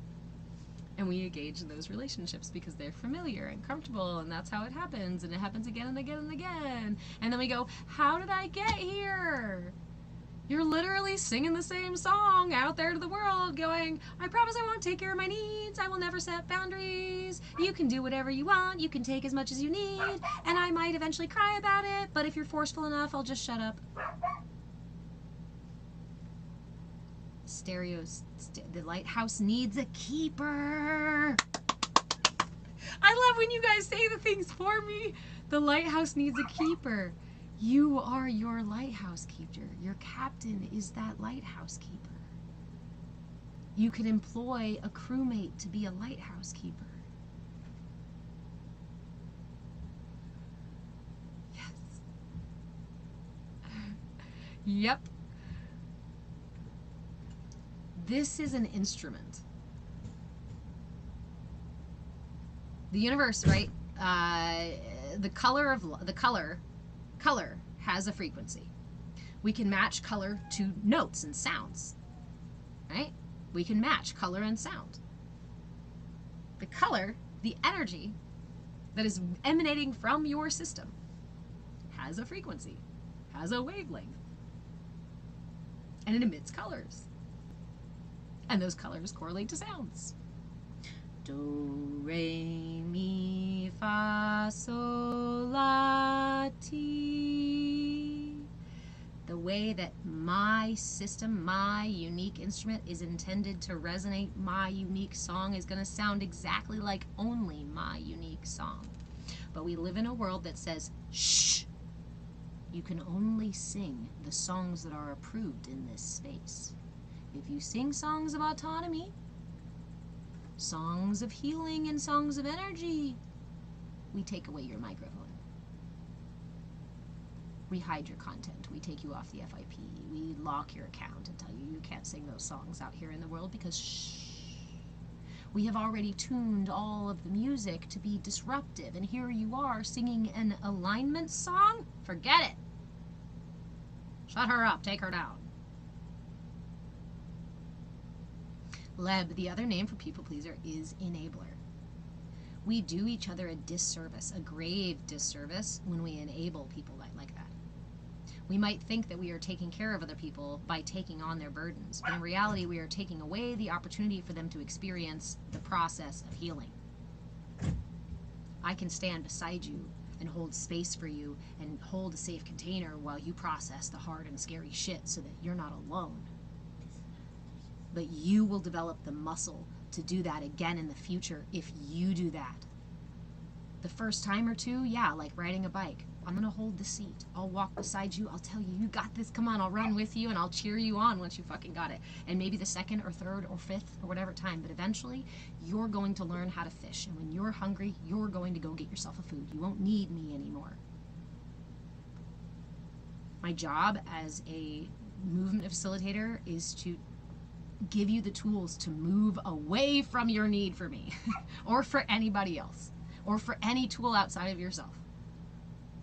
But to find that true, powerful captain within, to clear out your sense system so your instrument can sing and resonate at the very song it was intended to. And when we each sing that song, sing our song, that is the chorus. That is the collective. That's God. Can you imagine if we all resonated with our truth? Would there still be pain in the world? Mm-hmm. Would there still be loss? Mm-hmm. Would there still be fear? Would there still be shit breaking? Yes. But we would be dancing through it, singing through it, literally raising our vibration up above it. It's the wobble revolution, Lauren. I love you. We are creating a wobble in the chaos chord. Absolutely. Even sound, right? Music is still reordering. Water is always looking for the way home, trying to return to its natural source. Sound is always finding, it's like twisting a top. It's going to find itself back at. Our systems are naturally reordering. That means the collective is naturally evolving. Dancers at the End of Time is a book. Is it really? Your phone's gonna die, Robert Lee. I have to go. My son has come back a couple of times now, and we have other things to do today. But the chakras and the way that it relates to all of these things about your life and how to find that captain, I'm telling you guys, this is the fucking magic.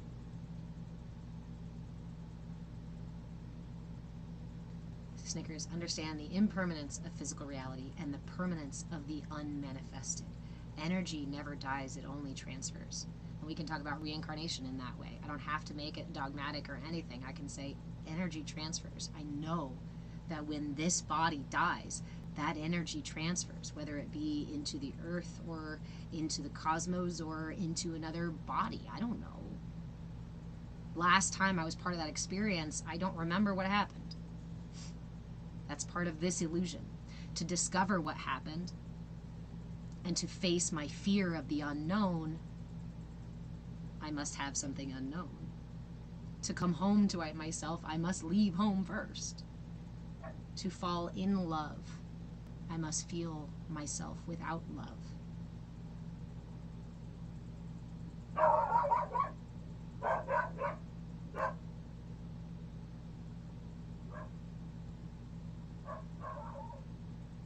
amazing day too, Ginger.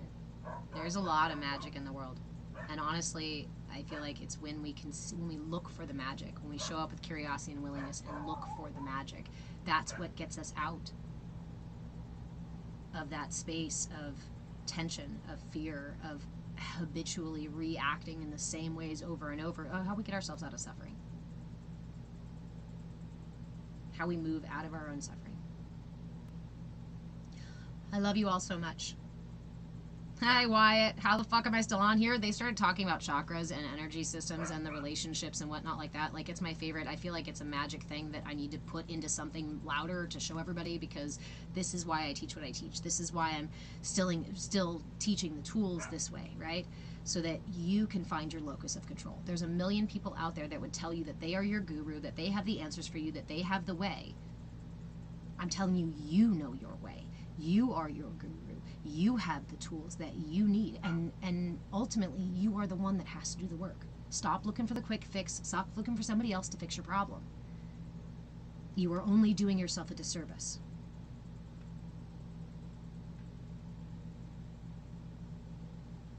I implore you, I encourage you to take your power back, to go within and find that quiet, confident captain who knows the map, who has the map and knows where the treasure is. Go on your adventure. Discover your treasure. Fuck what society tells you to be. Fuck what your government tells you to do.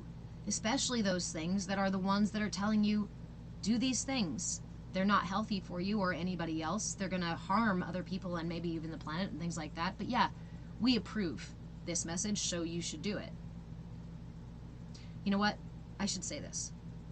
If you would like to spend your life being told what to do, consciously and unconsciously, then by all means, continue in that space. You can be puppeted by the powers that be very easily. Let go of your locus of control, sit back, and take everything they tell you at face value. Don't examine it, don't question it, just do what you're told. If you don't like being a puppet for a system that doesn't serve you, or if you just don't like being a puppet at all, fuck whether or not it serves me. I don't want to be a puppet. That's not what I'm here for. Then come spend more time here. Ask for the tools. Tell me what you need. The information is for free. I am live 4 times a week, Monday, Wednesday, Friday, and Saturday at 10 a.m. Pacific time. I am hopefully going to gather myself up this afternoon to record for my podcast a yoga nidra session. Yoga nidra is like considered yogic sleep. It's a very simple form of meditation if you'd like to try it. The podcast is in my link tree, also for free. If you'd like to work directly with me, I have several membership options for that. If you'd like to support the work that I do, membership options allow you to do that. I also have a tip jar if you want to do that one time. I also now have funky, cool swag that I can sell here on TikTok if you guys want to check that stuff out too. Again, it's not meant to pad my pockets or to make me rich.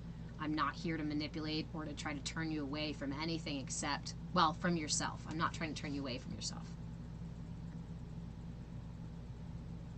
The best case scenario is that you take these tools and go find your enlightenment and share them with other people, and do so in the same way, freely, given freely, because knowledge is power, and you have a right to that power. You have a right to the power within you. You want real freedom, right? Freedom is the ability to not be controlled by others. You might think that we are free right here, right now, but ask yourself, how many ways are other people controlling my life and my choices, my words and my behavior even? Are you really the captain? Are you really the one making every decision? If there are decisions or actions or behaviors or habits in your life that you don't like, then no, you're not. Not yet. Hey, Ricky. So, ask questions, drop them in on my videos, send me messages if you'd like to discuss these topics, if you'd like to discuss things, or tell me you don't agree with things. That's okay too. We can chat about things. If you'd like one-on-one time, that does require a membership, and I would like you to reach out to me and talk to me about it first, because I am selective about the people I work with.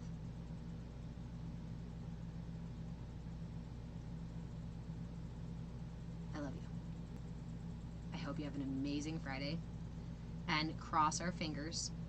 I will do my best. Evenings are bad for me to do a yoga nidra session. Maybe it won't be a full hour yoga nidra session. Maybe I'll kind of ease into it. But I love yoga nidra, and I love leading meditation, guided meditation. So this is something that I want to do. You're gonna go do your solar plexus work now. Sounds good. So stay tuned. Keep an eye out. Go follow the podcast. I will see if I can make some content about it here. But if you are in the Discord, all the announcements for things happen in the Discord. And I'm going to try to make some announcements for the Patreon and Linktree too, so that those automatically get sent out. If anybody knows how to do this social media management and wants to trade services, please fucking reach out to me, because I'm really tired of being the only one doing it. I work on several platforms. I move with change on all the platforms, almost all the platforms, but I hang out in the Discord. And I go live on TikTok, YouTube, and then another platform. And right now, that's Instagram. Hi, Instagram. Okay, it's mind-splitting being everywhere. It's mind-splitting being everywhere, and then having to like post different things in all the places, and having to edit all the content. These classes go sometimes 4 hours. What are we at? What are we at today, guys? I can't even see the clock. How long we've been live?